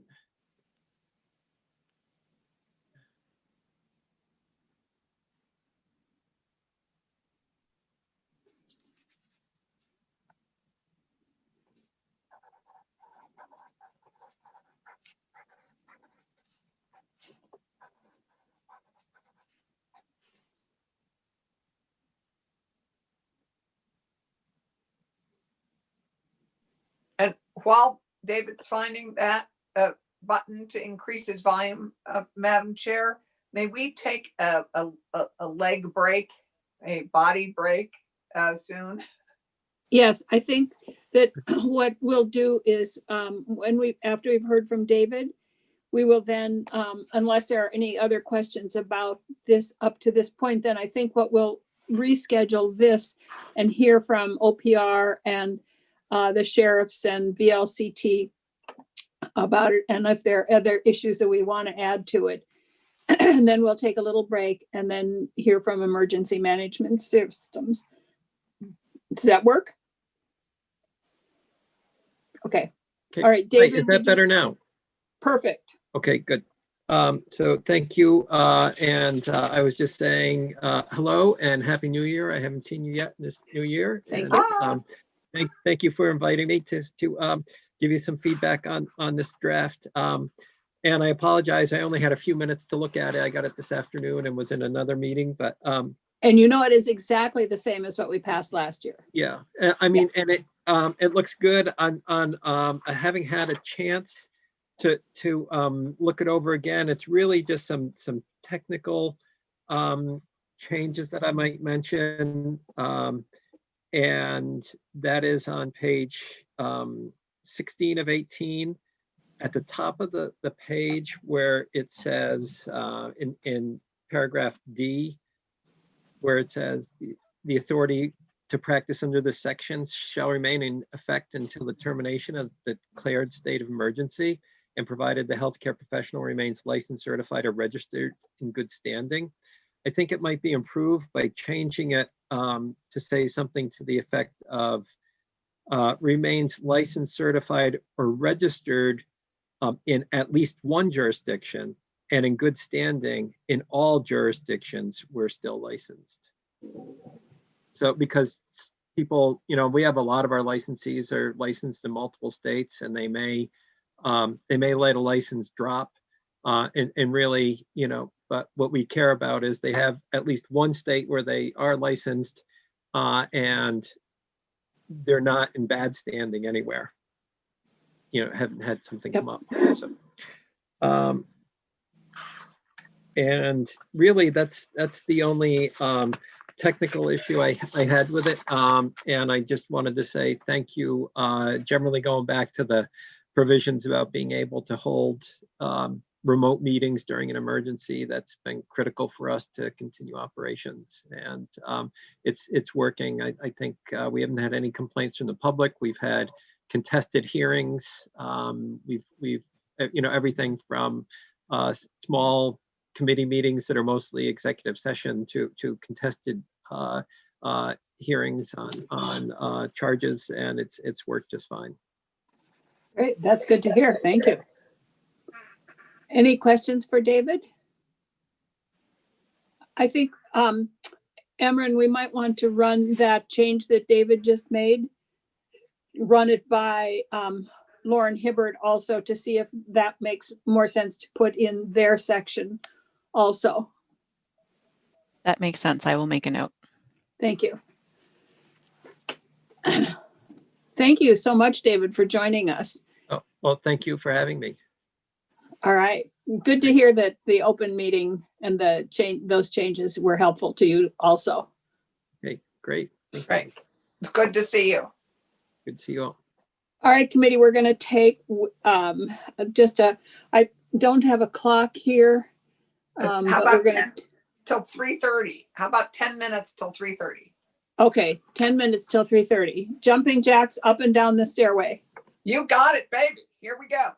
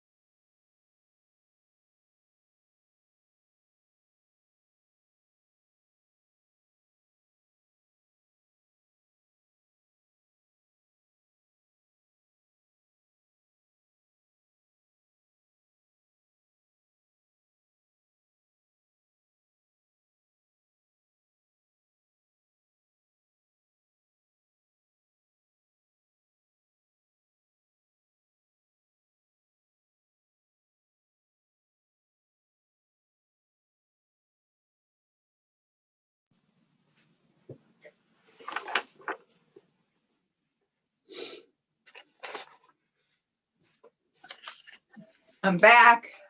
I'm You back. back? I see you're back.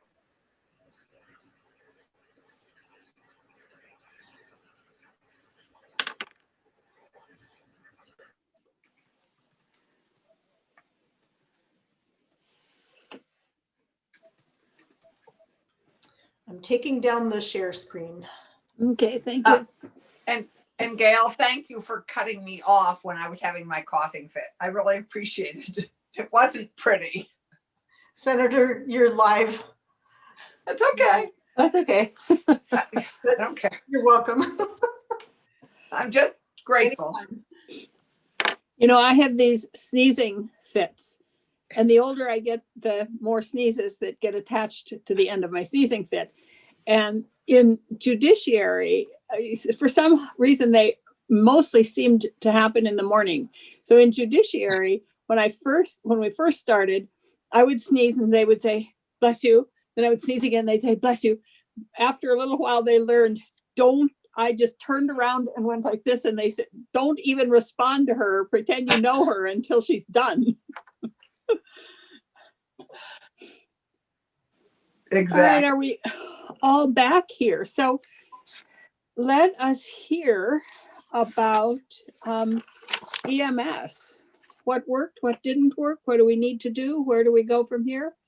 And I believe that, I don't know if you all yet have met Amarin. I believe you are our contact on this issue. Is that right? Or is it Tucker? Which I'm ashamed to say, I Emergency don't know what man- we're taking up right now. Emergency management. Yes, I believe that would be me. Okay, so for those of you who haven't yet met Amarin, Amarin is our new Betsy Ann Rask. So you will soon meet the people here who are here to talk to us about emergency management systems, what worked, what didn't work, what they need us to do now.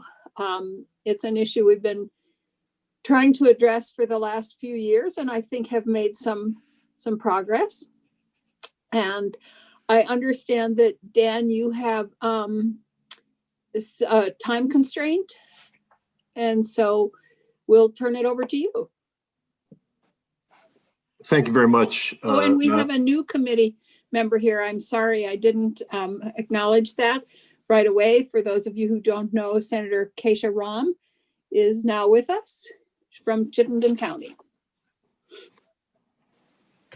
Okay. All right. Well, thank you, Madam Chair. And Senator Ram, it's very nice to meet you. I'm Dan Batesy, and I am formerly the EMS chief for the Department of Health. In August, I was promoted to Director of Emergency Preparedness. So I'm going to be ceding this role over to a gentleman named William Moran. He'll be with you, I'm sure, at some point along the journey. But I'll do my best today to fill his shoes. I first wanted to say thank you very much, because the efforts that you all put forth last year really were greatly successful. And just to give you the highlights, the major success was around tuition voucher systems that we put into play.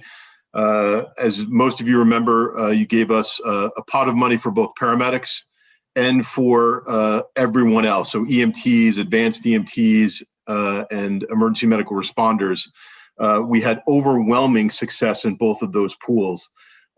We completely filled all of our resources. So we used all the funding.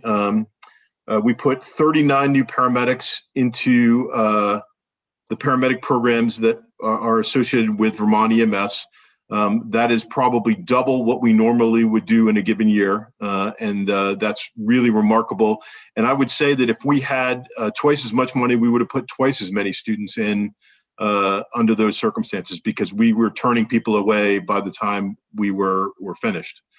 We have more work to do in that, including trying to get a handle on the cost of paramedic programs and VTC and working with them. And they've been great partners in this. But overwhelming success on the paramedic side, and that's going to lead us to a heck of a lot more advanced life support providers roaming the streets of Vermont here in another few months. So really great. In the I'm other not sure I'd use the term roaming the streets, but I that's, know, yeah, sorry, a little too colloquial there. In the other pot of money, we put 313 additional providers into class seats. And these are all, remember, these are all active providers in Vermont. So in order to be eligible for tuition voucher, you had to be approved by a service chief. So these aren't just students at Middlebury and UVM taking a class because they want to go to a PA school or a medical school. These are folks who are actively on a roster. We put 313 into programs. And again, we used up all the funding. So who knows where it would have gone if we had more. And just to put that in perspective, on a given year, I'll take you back our last 3 years. In the last 3 years, we put on average in a year about 400 new licenses every year. And to get to that number, we have to train about 600. So again, that 600 number accounts for the students that are moving out of state and don't really ever intend to be in an ambulance. So and remember, we had this, we received this money in August with a November deadline to finish it. So in 3 months, we put nearly half as many people as we ordinarily would in a full year into our EMS system. So that is really a remarkable feat. And what it demonstrates to me, at least, is that we do have a financial barrier to bringing people into this system. And you know, when I think about how we plan ahead and what are the things that we need to be looking forward to, what it makes me realize is if we intend to keep a volunteer EMS system, at least in partially a volunteer nature, we've got to think about what that financial barrier is, because clearly there's people who want to come in who, if given the financial resources to do it, will enter our system. So, but that's for future planning. But I do want to say thank you, because this has been a great boon. And also keep in mind, we did this during a global pandemic, when 2/3 of our educational programming were shut down. There were no, for the entire period of enrollment, there was no classes going on at UVM. There were no classes going on at Middlebury, and those account for almost half of our students in a given year.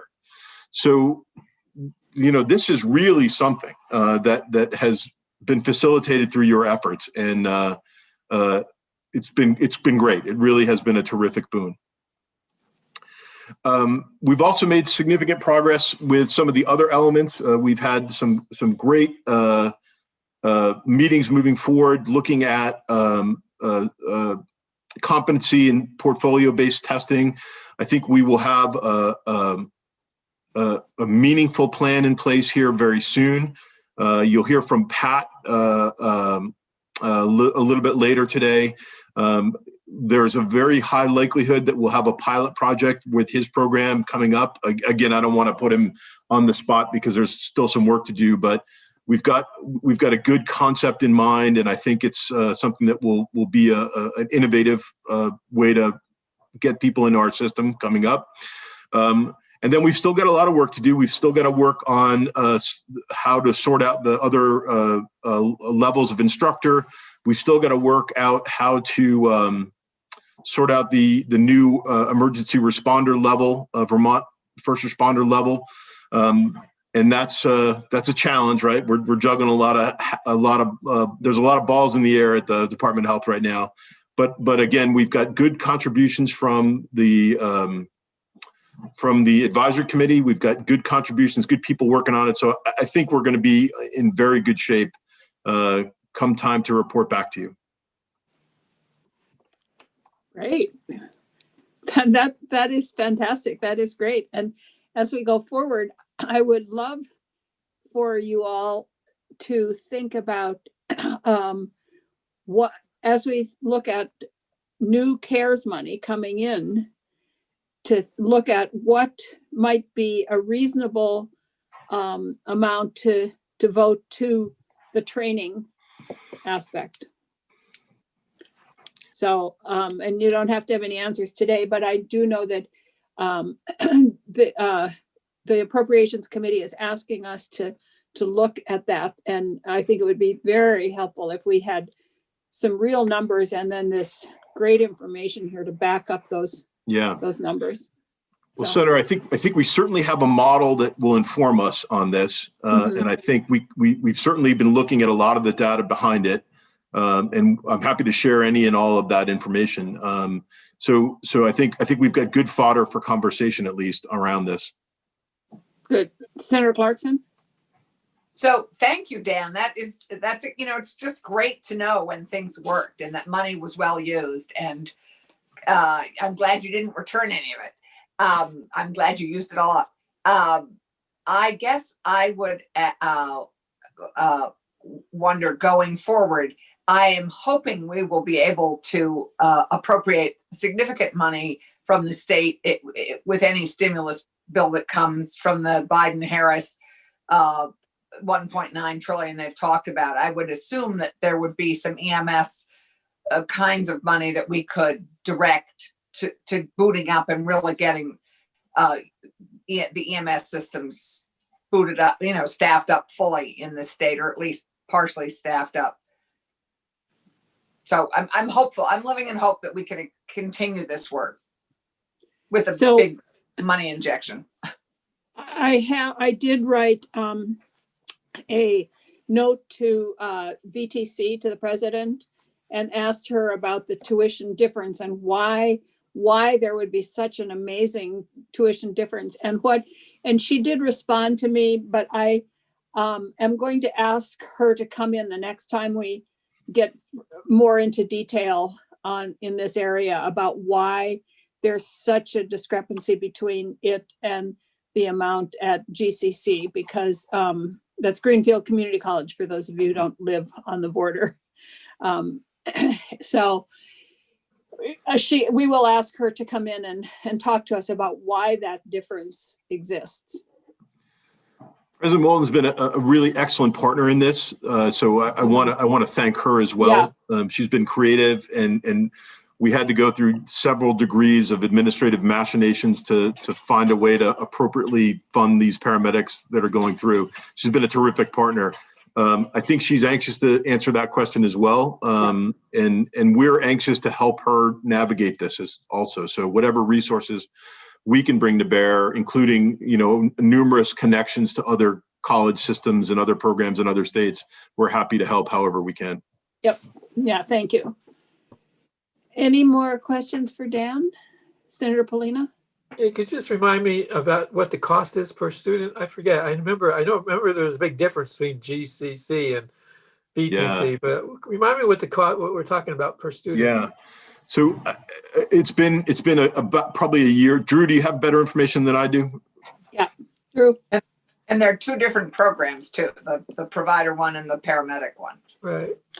Yeah, I do have some data about the cost of all of the paramedic programs in New England that I did after Senator White has kind of sent me a request for some research. So I do have that for you. I don't know if you want those numbers now or you want me to wait until later to present that.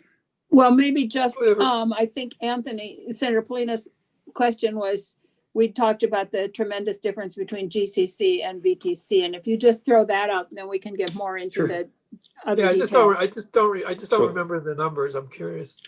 So Greenfield Community College is a certificate program, 20-month program with a total cost of $9,000. That's costs and fees. And VTC is also a 20-month certificate program, and the total cost and fees is between $32,000 and $34,000. Pretty big difference. Oh my! That's huge. Senator Rahm. I don't know if this is off topic, but I thought it was appropriate for Dan. I've just been following some language at the federal level about trying to make grants and supports available for mobile vaccine units to make sure we get out to our transportation barrier folks. And I just wondered if you all are following that. I know there's certain temperature requirements and things like that, but I wondered if you've been seeing if that's something we can put together for places like the Northeast Kingdom. Yeah, Senator, we're not only following it, we're leading the way. EMS in Vermont has shouldered a tremendous burden throughout the pandemic. It started with testing, and we've supported our mobile testing efforts since the beginning. And we are about to kick off what will be really an unprecedented effort using EMS in Vermont to reach vulnerable populations. In fact, I'll make a specific note of Drew and Rescue Inc. They're partnering right now with Windham County Home Health to reach homebound folks, and they're ready to kick that off next week. I haven't heard of any other state in the union that's as aggressive and ready to go as we are in this field. We know that there's going to be a tremendous need for a lot of different vulnerable populations. We've talked to stakeholders from houseless citizens to assisted living centers to migrant workers. We've been chatting with lots of people. Of course, it's mitigated by vaccine supply, so we're going to start off slow and build capacity as we go on. But to answer your question, absolutely, and EMS will lead the way in that regard.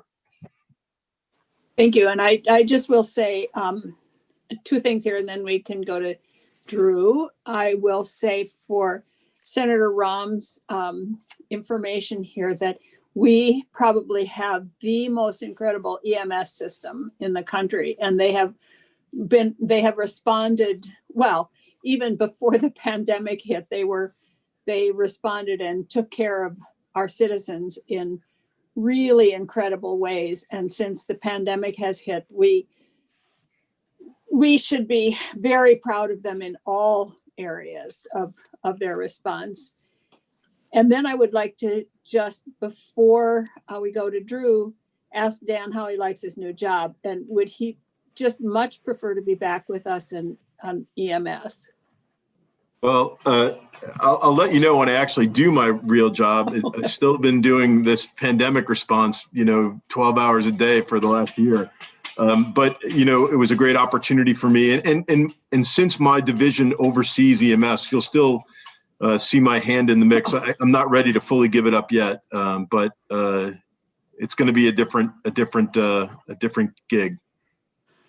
Okay, good. Well, I didn't expect you to answer whether you really wanted to be back. But are you replacing the woman who runs emergency response now? No, I think you're talking about Director Borneman over at Vermont Emergency Management.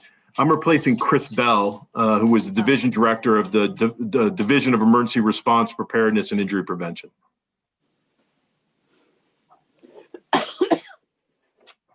Well, thank you for joining us. And I know that you have some time constraints, and so will probably be leaving us at some point, but we appreciate it. And we will be continuing this conversation because we want to make sure that we're doing everything, and not just in response to money or the pandemic, but if there are other things that we need to be addressing for our EMS system, we will be continuing the conversation. So yeah. And thank you all again. You've been tremendous partners in this effort, and we really appreciate it. Well, I can tell you, Drew has, for the last 4 years, been, I was going to say a pain in my side, but I won't say that. He has been persistent in his needs. So thank you. It's the nicest thing anybody's ever said to me. Thanks, Drew. Dan, good luck as you transition it. Good luck. All right, Drew, would you like to? Yeah, so, Dan got to steal the thunder there a little bit and talk about kind of the success that we've had with implementation of kind of our education program. I guess I'll just kind of add a little bit to that. We talked early in the spring, which seems like, several years ago at this point, but about the reduction in total transports that had an effect on the kind of the financial status of a lot of ambulance services, because remember, we are only paid to move people. We're not actually paid to deliver healthcare currently. Something I think we should probably talk about in the future. But as a result of that transport loss, there was significant concern about ambulance services that were not going to be able to stay viable And as part of the CARES appropriation, there was a $900,000 ambulance stabilization grant that did go out. So with the help of the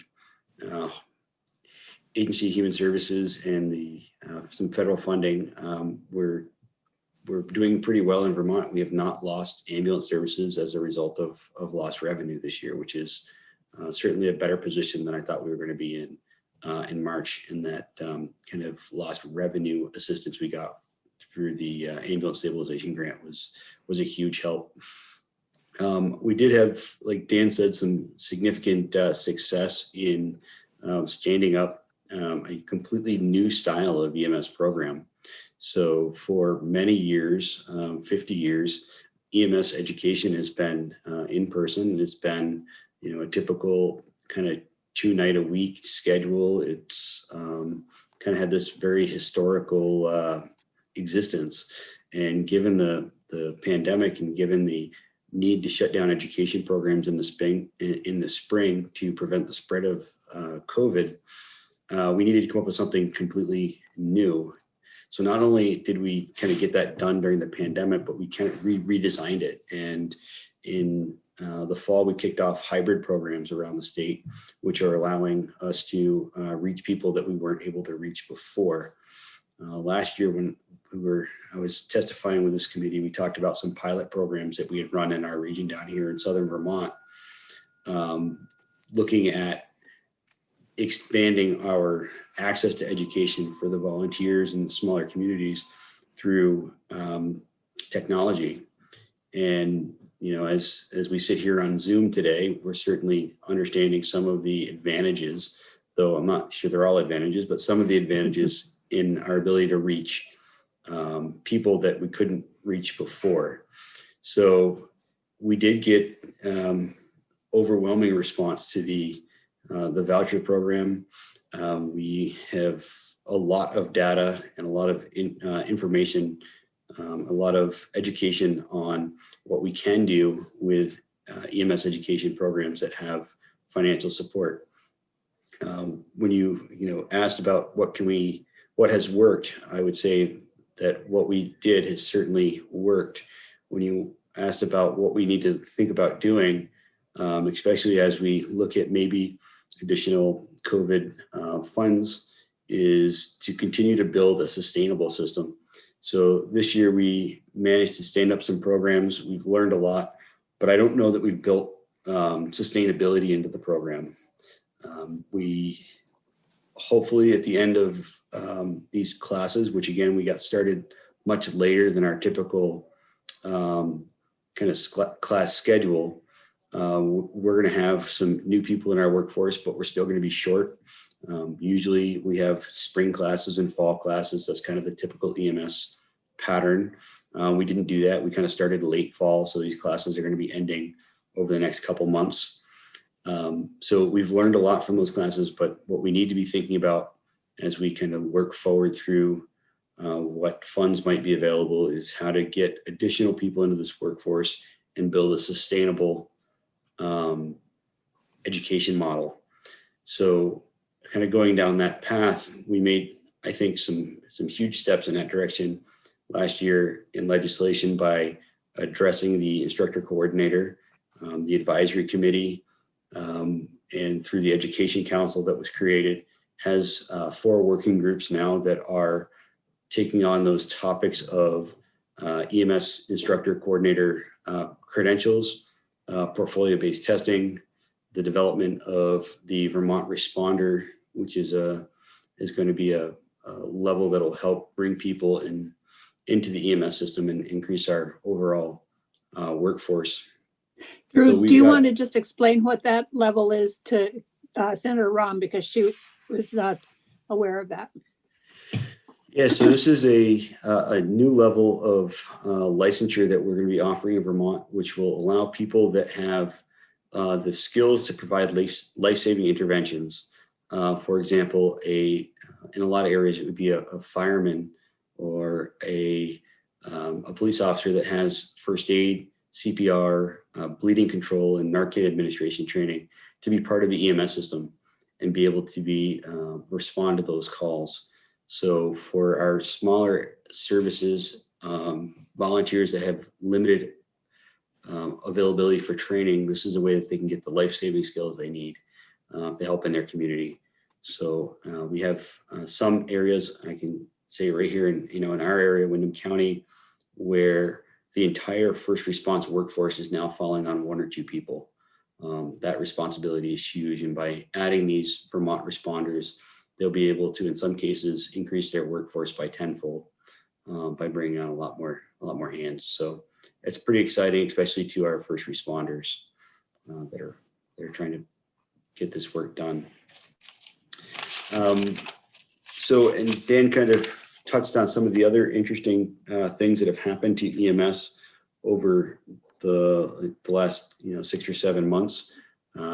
We've been plugged into some of the pandemic related challenges, everything from initially setting up testing sites and working with the regional health departments or health offices to do their testing, to in-home testing for homebound people. We've been involved in transportation of non-medically necessary COVID positive or COVID suspected patients so that we can help to eliminate the associated risk of putting them into housing units like homeless shelters. So for example, in our area, if there's a potential exposure of a homeless person, those people are transported by EMS to a shelter where they can be monitored and wait out their quarantine periods. So we've taken on all kinds of roles so far, and the most recent role that EMS is going to be undertaking is this massive effort of vaccinating the entire public, a role that EMS is excited to participate in, and I know we have services around the state that are working to put their plans together, and we'll be supporting the health department in that realm.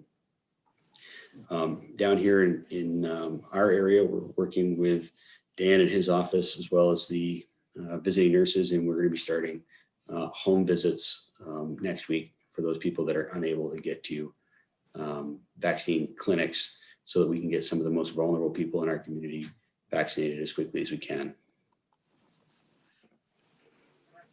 Senator Clarkson? Drew, it's great to see you. So does that mean that's a big partnering effort with our long-term care facilities, our senior centers, to identify that population for you? You must be partnering with a huge group of organizations to do that. Yeah, the collaboration that's happening right now in the kind of the healthcare arena is amazing. We've seen for many years silos in different kind of sectors of healthcare, as well as different sectors of emergency services. And if the pandemic's done anything, it's really kind of torn down those silos, and everybody is really pushing forward to kind of the end goal of getting people vaccinated. So yeah, these are huge partnerships, and the cooperation has been excellent. The working with the health department has been super easy, and certainly, other than Dan's daily call to tell us that he needs us to pull just a little bit more weight, which we're glad to do. It's been a pretty stressful but seamless pandemic for EMS. So I'm just going to throw this out that was very interesting that you talked about tearing down the silos, because this morning, or right before this, we heard from VLCT, and one of the positive things that they said came out of this pandemic was the tearing down of silos, that they felt that there was better communication between state agencies and between state agencies and them, and the ability to communicate and respond. So that is something that we really, really need to keep in our heads as we go forward about the systems changes that we need to look at. Yeah. Okay, Senator Rahm, did you have a question? Yeah, kind of along the same lines of just hearing about this extra level of training, which sounded like it was related to opioid issues, et cetera.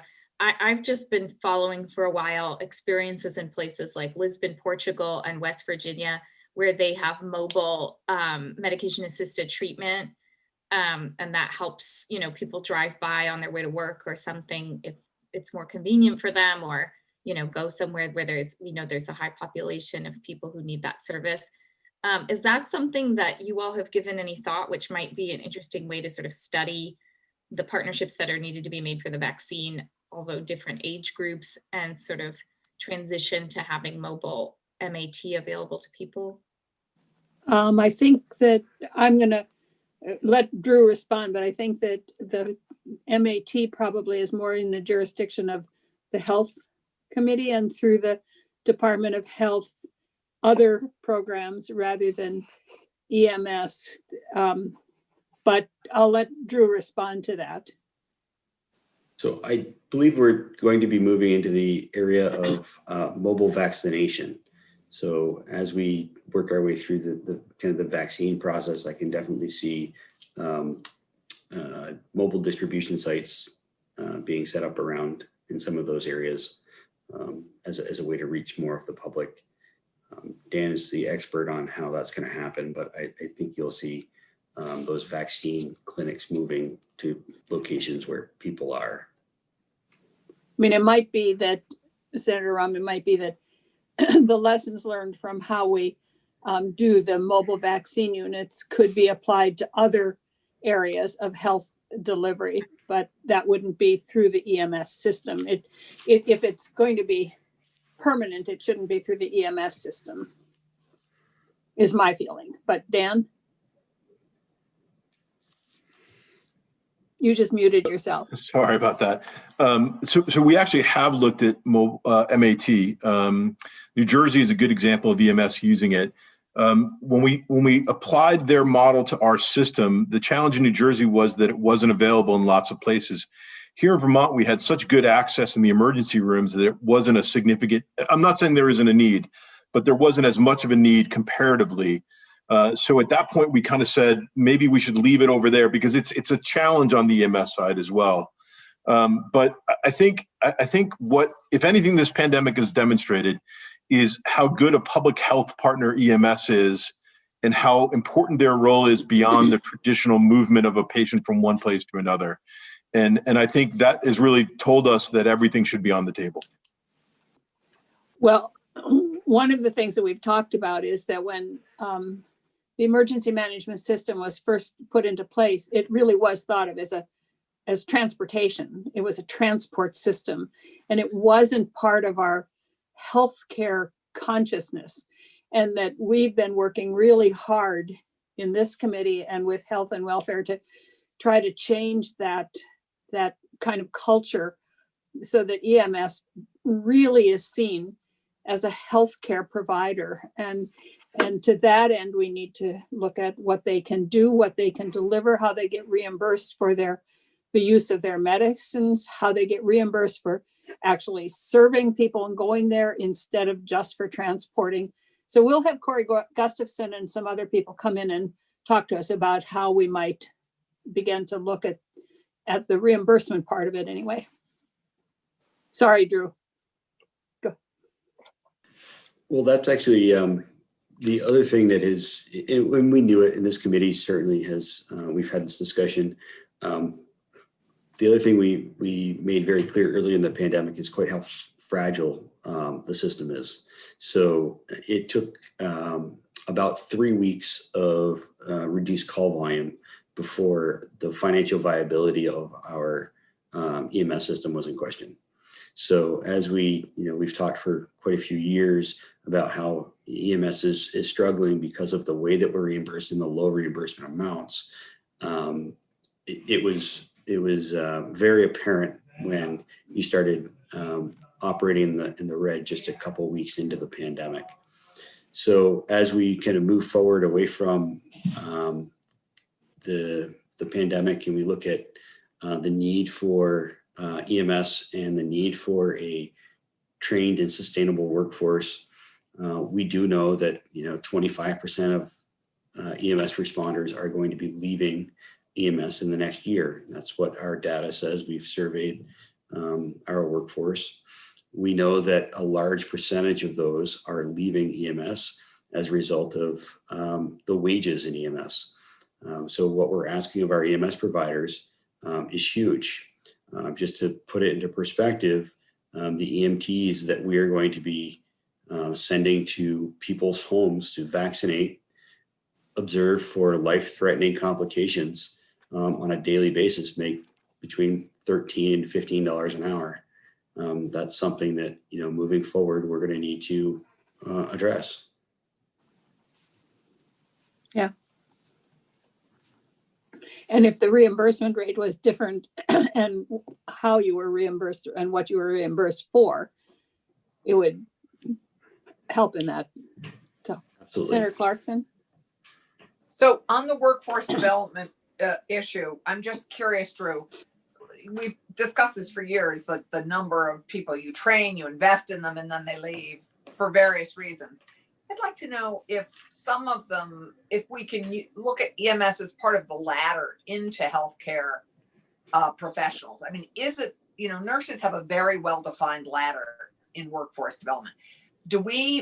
Could we better employ EMS as part of a ladder of a bigger system, and instead of looking at it as a detriment to EMS, but really looking at it as a workforce development partner with then the next certificate program and the next training, and maybe getting them to medical school? That's one question, and I have another one. I can speak to that with my my personal experience here in our workforce is definitely that EMS providers quite often are stepping their way into other healthcare careers. It's a way to see if you are interested in the healthcare environment.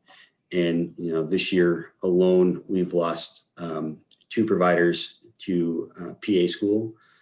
We've lost 3 providers to emergency room positions.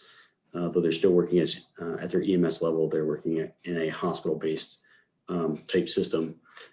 I've trained, and I like to point out that I've trained 5 doctors that I now get the pleasure of working for. So it's it is definitely a career ladder.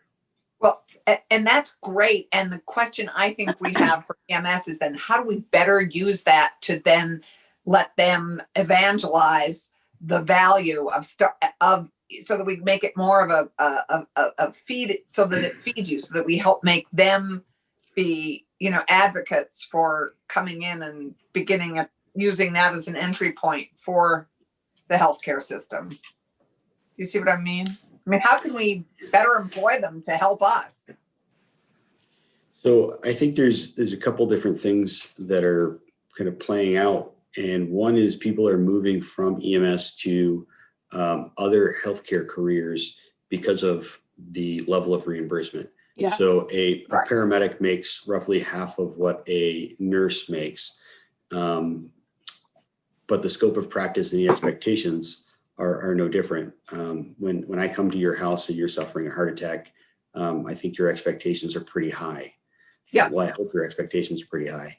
But yet the reimbursement is so low on the way that we reimburse and the calls that do get reimbursed, that it's very difficult to pay that livable wage to those professionals. So they do move on to other careers. Right. I've got that, and we've talked about that. I guess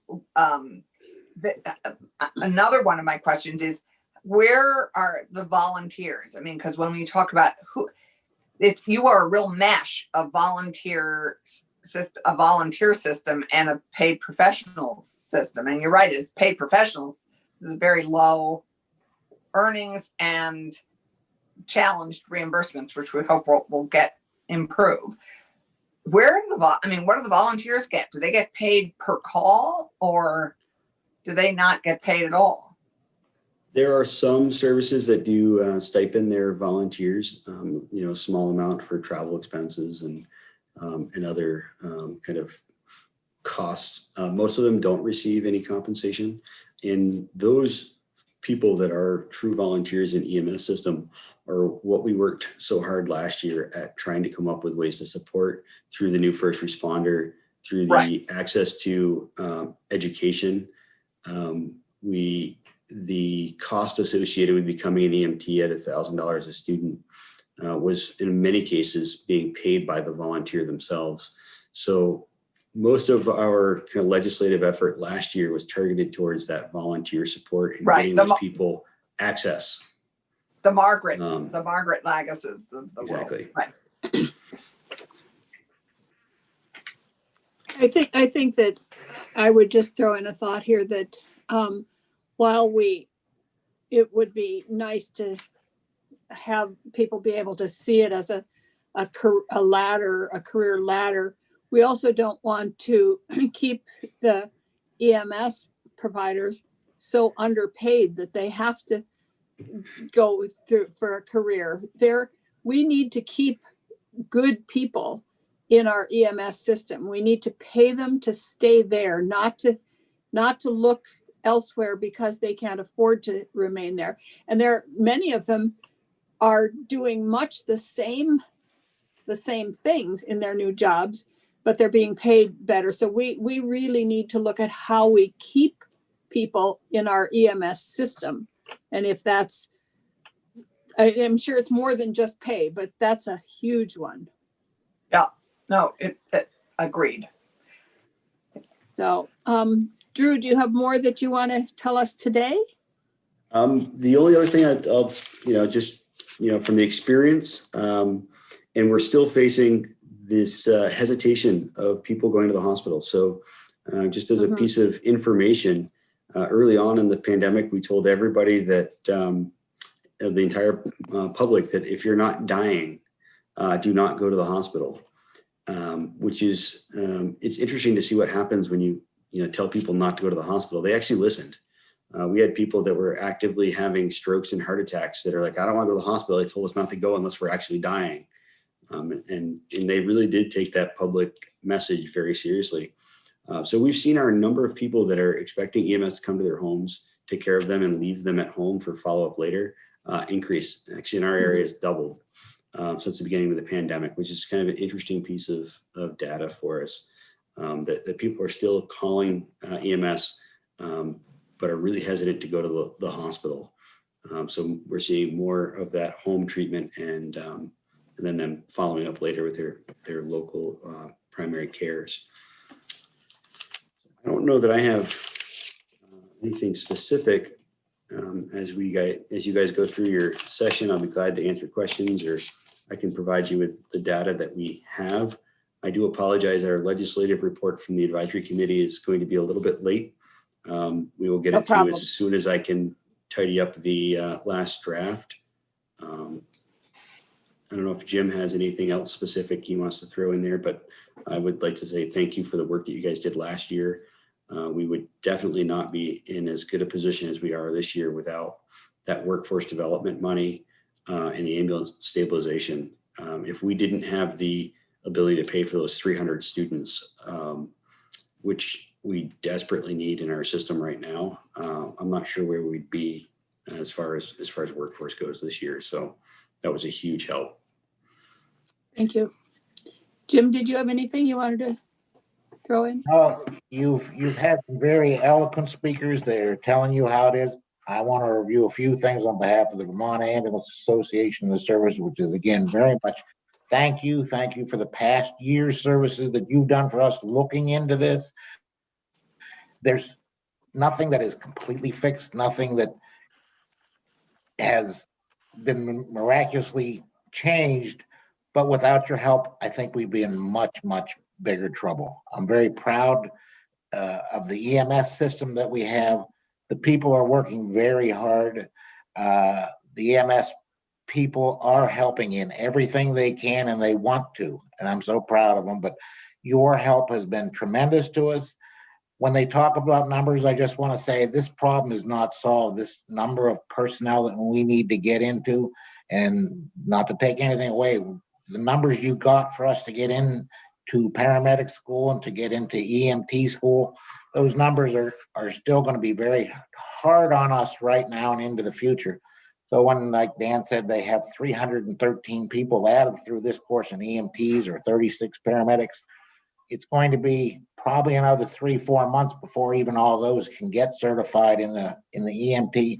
And it's really going to be probably another 1.5 to 2 years before the paramedics become online. This is a very big help, but it's a problem we need to really look into the future. If we can use some the COVID funding to help again this year, that'd be wonderful.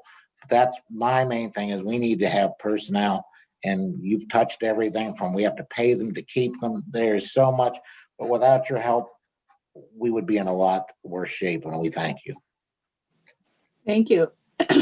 I do have two questions, or two areas that we addressed, and I don't quite remember how we in the end left them, but one was the requirement that the Green Mountain Care Board look at the EMS system when they do their HRAP, their health resource allocation plan. And I wondered if that has happened, or if they have done it this year, and if they have contacted you to get information. And then the other area is we were seeing some potential pressure put on the system by those private ambulance services who were specializing in hospital to hospital transports. And we tried to deal with that around cherry picking and saying that if an ambulance service was going to serve in an area or be licensed in an area, they couldn't do that. They had to serve the entire population. I wonder if you can comment on those two areas, and if there's been anything as a result of that. Me? Okay, I'll comment. Or I think either any of the three of you, just on the Green Mountain Board, they have not contacted us that I know of yet. And I'm sure that we're very busy, but we're so thankful that we're able to go into that and look forward, but not as of yet. And on the transport of the patients, it's a problem hospital to hospital, but we don't have a method that keeps them out as of yet from the past. But it's all determined about how we can make the system work for everyone within the local means as much as possible. I don't think there's a permanent answer from the past on that. didn't we put something in there that said that if they're going to be licensed, that they can't cherry pick? I thought we put that in. Yeah, Dan you or Drew, did do you add, remember? that was in the legislation. And those, it was a requirement for the health department to implement that as part of rule. So I'm assuming at this point, with everything going on, the rule has not been updated yet. Okay. And it is a non-discrimination requirement that needs to be added to the licensure, which would prevent ambulance services from, for example, only taking private insurance. So if I'm only willing to go to the hospital and pick you up if you have insurance, I think that's a terrible system. So I can tell you from our perspective, and I'm sure Jim's the same way. We take very good care of the patients that are in our system, that are in our hospitals, and any patient that shows up at one of our 2 hospitals that needs a higher level of care, whether they have insurance or they don't have insurance, we will make every single effort possible to get them to whatever care they need. And as long as, I think what you guys did is you kind of leveled the playing field and made that the standard across the board. So I think that will be helpful once the rules are in place. Okay, Dan, is that the case, that it just hasn't happened yet because of everything else? I think you're muted. Yeah, I apologize. So I don't know the answer to your question, and I'd want to just go back and double check. I don't believe it has. We've had discussions about rules, and the reason I'm hesitating is I can't remember if the interpretation was that it already existed and we had the capability, or if it was something we needed to do. Okay. I'd like to go back and look, though, to be sure. I don't want to give you a half answer here. Okay, thanks. Yeah, I would like to hear some follow-up on that. And I don't know where the Green Mountain Care Board is in terms of their new HRAP, but if they are working on it and they haven't contacted you, then we need to slap their fingers. So, and I understand that Shayla has taken a new position also, so will not be with us. Am I right about that, Dan? You do like to mute yourself.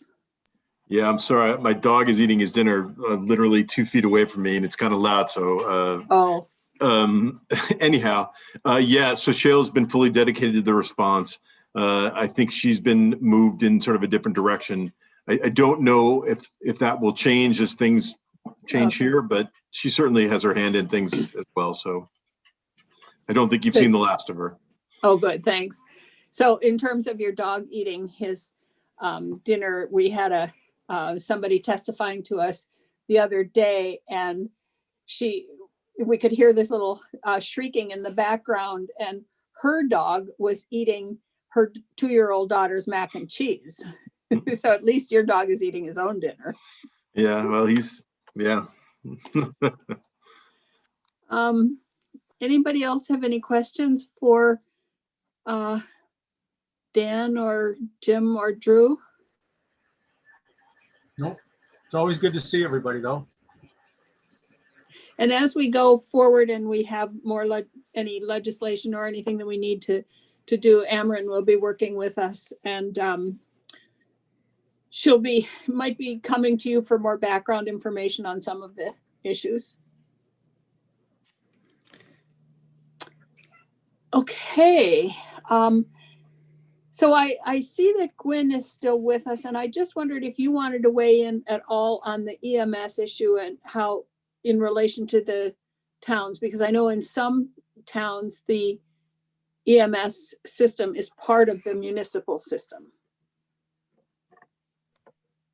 Sorry, I was on a call, so I don't Okay. know exactly what you want to talk about. So I just wondered. Okay. We were just talking about the EMS system, and I know that in some towns the EMS system is actually part of the municipal government. Right.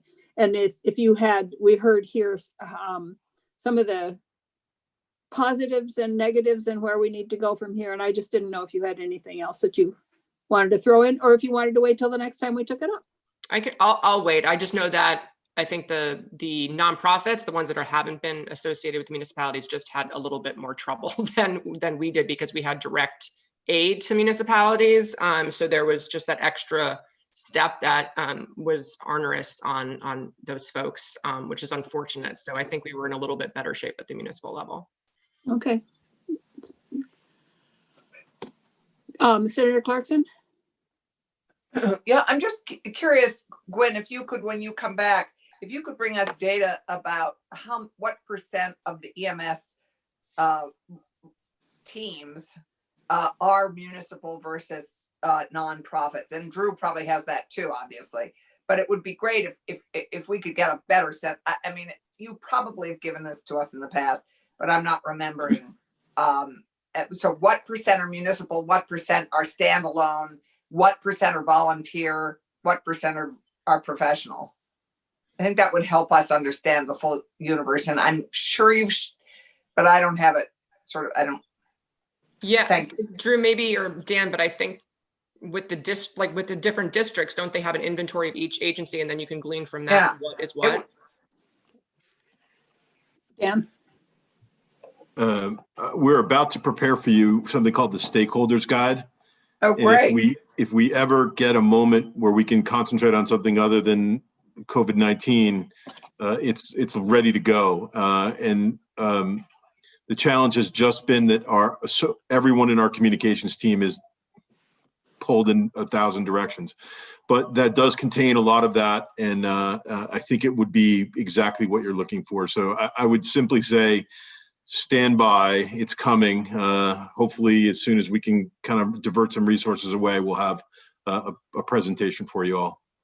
Thank you. If you give me 1 second, Dan, I'm looking at the draft. I'll give you the number. Maybe.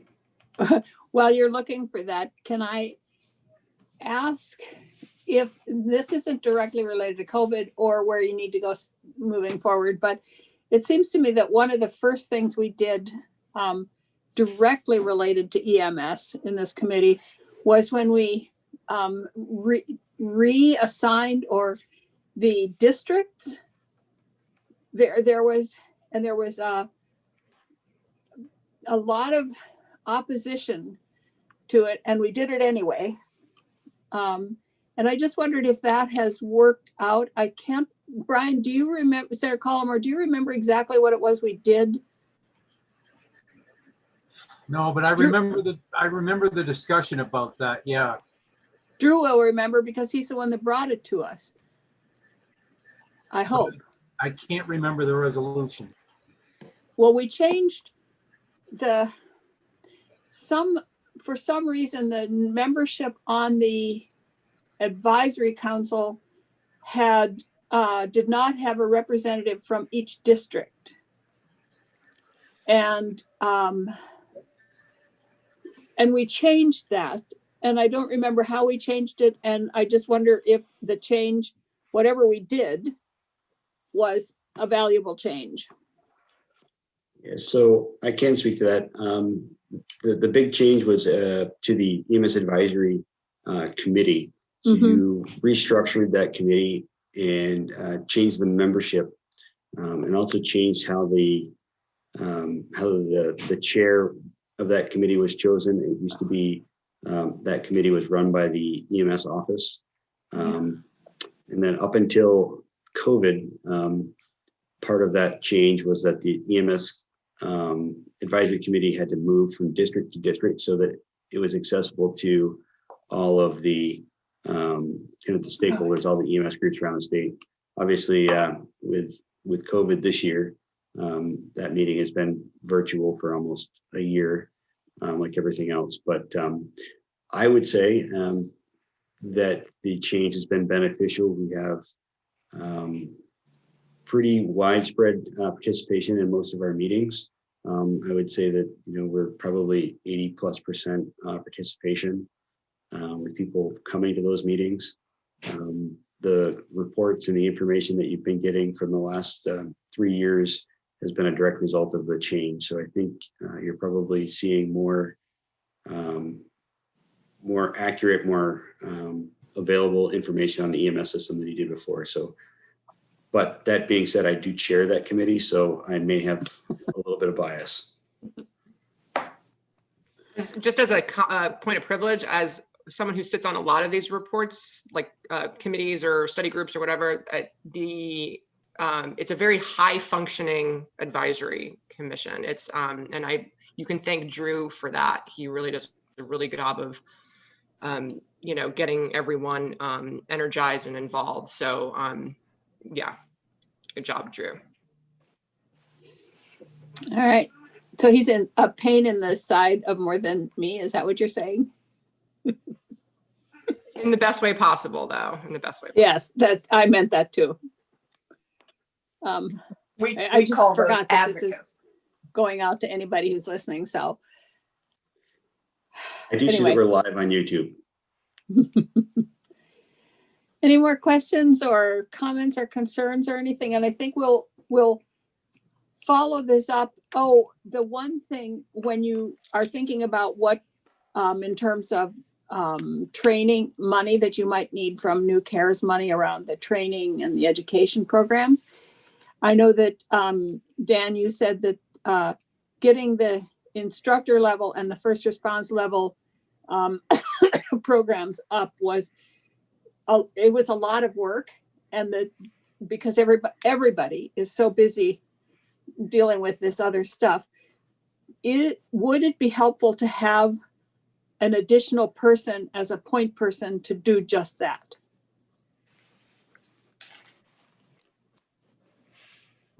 So the answer is yes. What we were really hoping for is is to fill our training administrator position. Oh, right. Which we're interviewing for this week again, and you guys know the saga of our trials and tribulations with filling that position. I think if that doesn't work out, and that person cannot be the point person on most of those projects, then absolutely. And maybe there is some room for a second person in there to help us shepherd some of these. We'd have to talk about it, but it certainly makes sense. Well, it is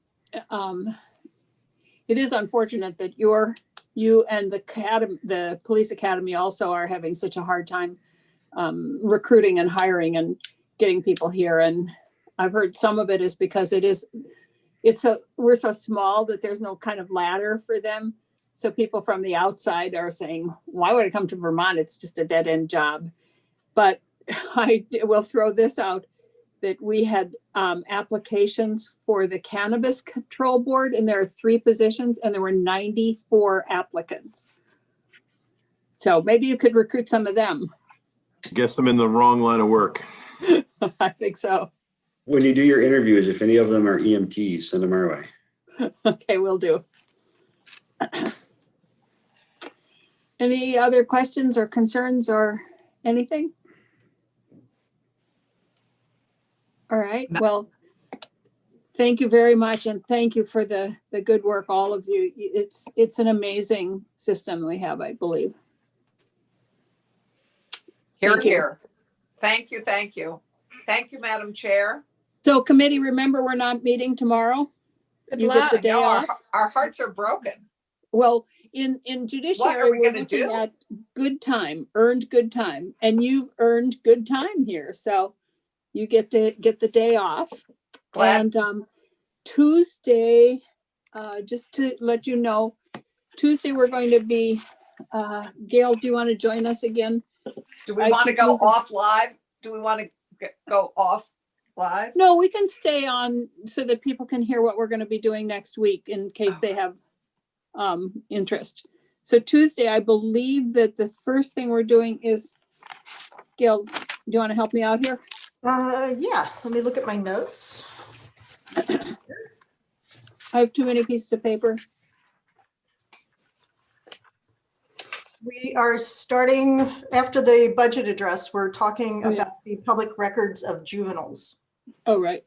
And that will be our whole afternoon on Tuesday. And then Wednesday?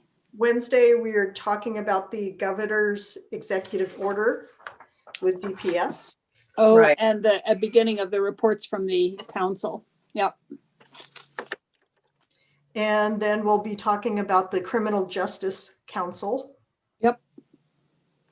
Thursday is elections.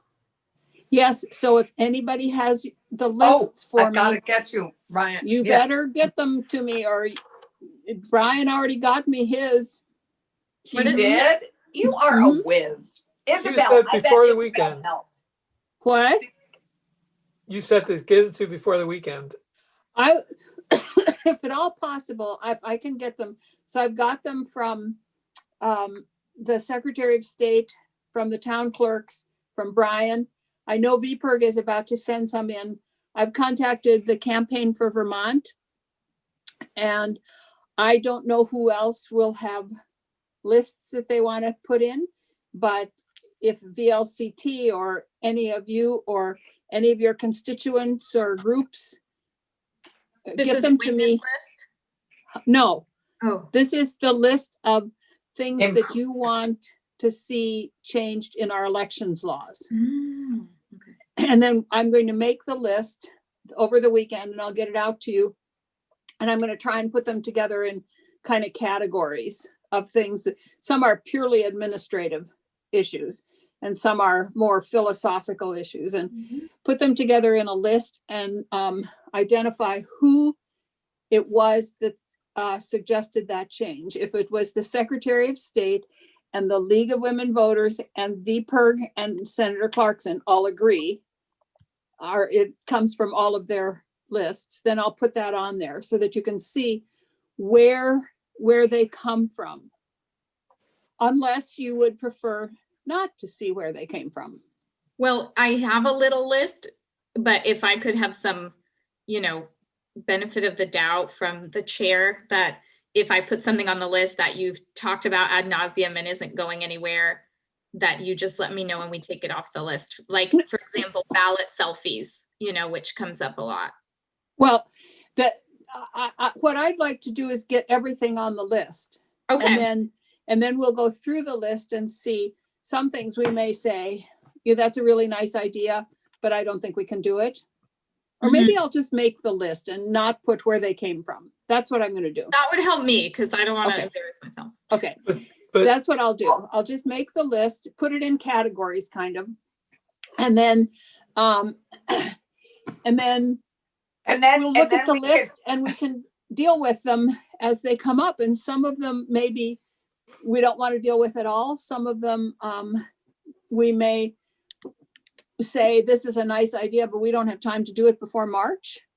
And I know, for example, re-looking at the whole way we do public financing might come up as on a list. So that's a pretty big issue. That's not just, can people take a ballot selfie? I mean, so there's different levels of them here, but let's get them all out. Okay. Does that make sense? Yes. yes, Just sent mine. Okay.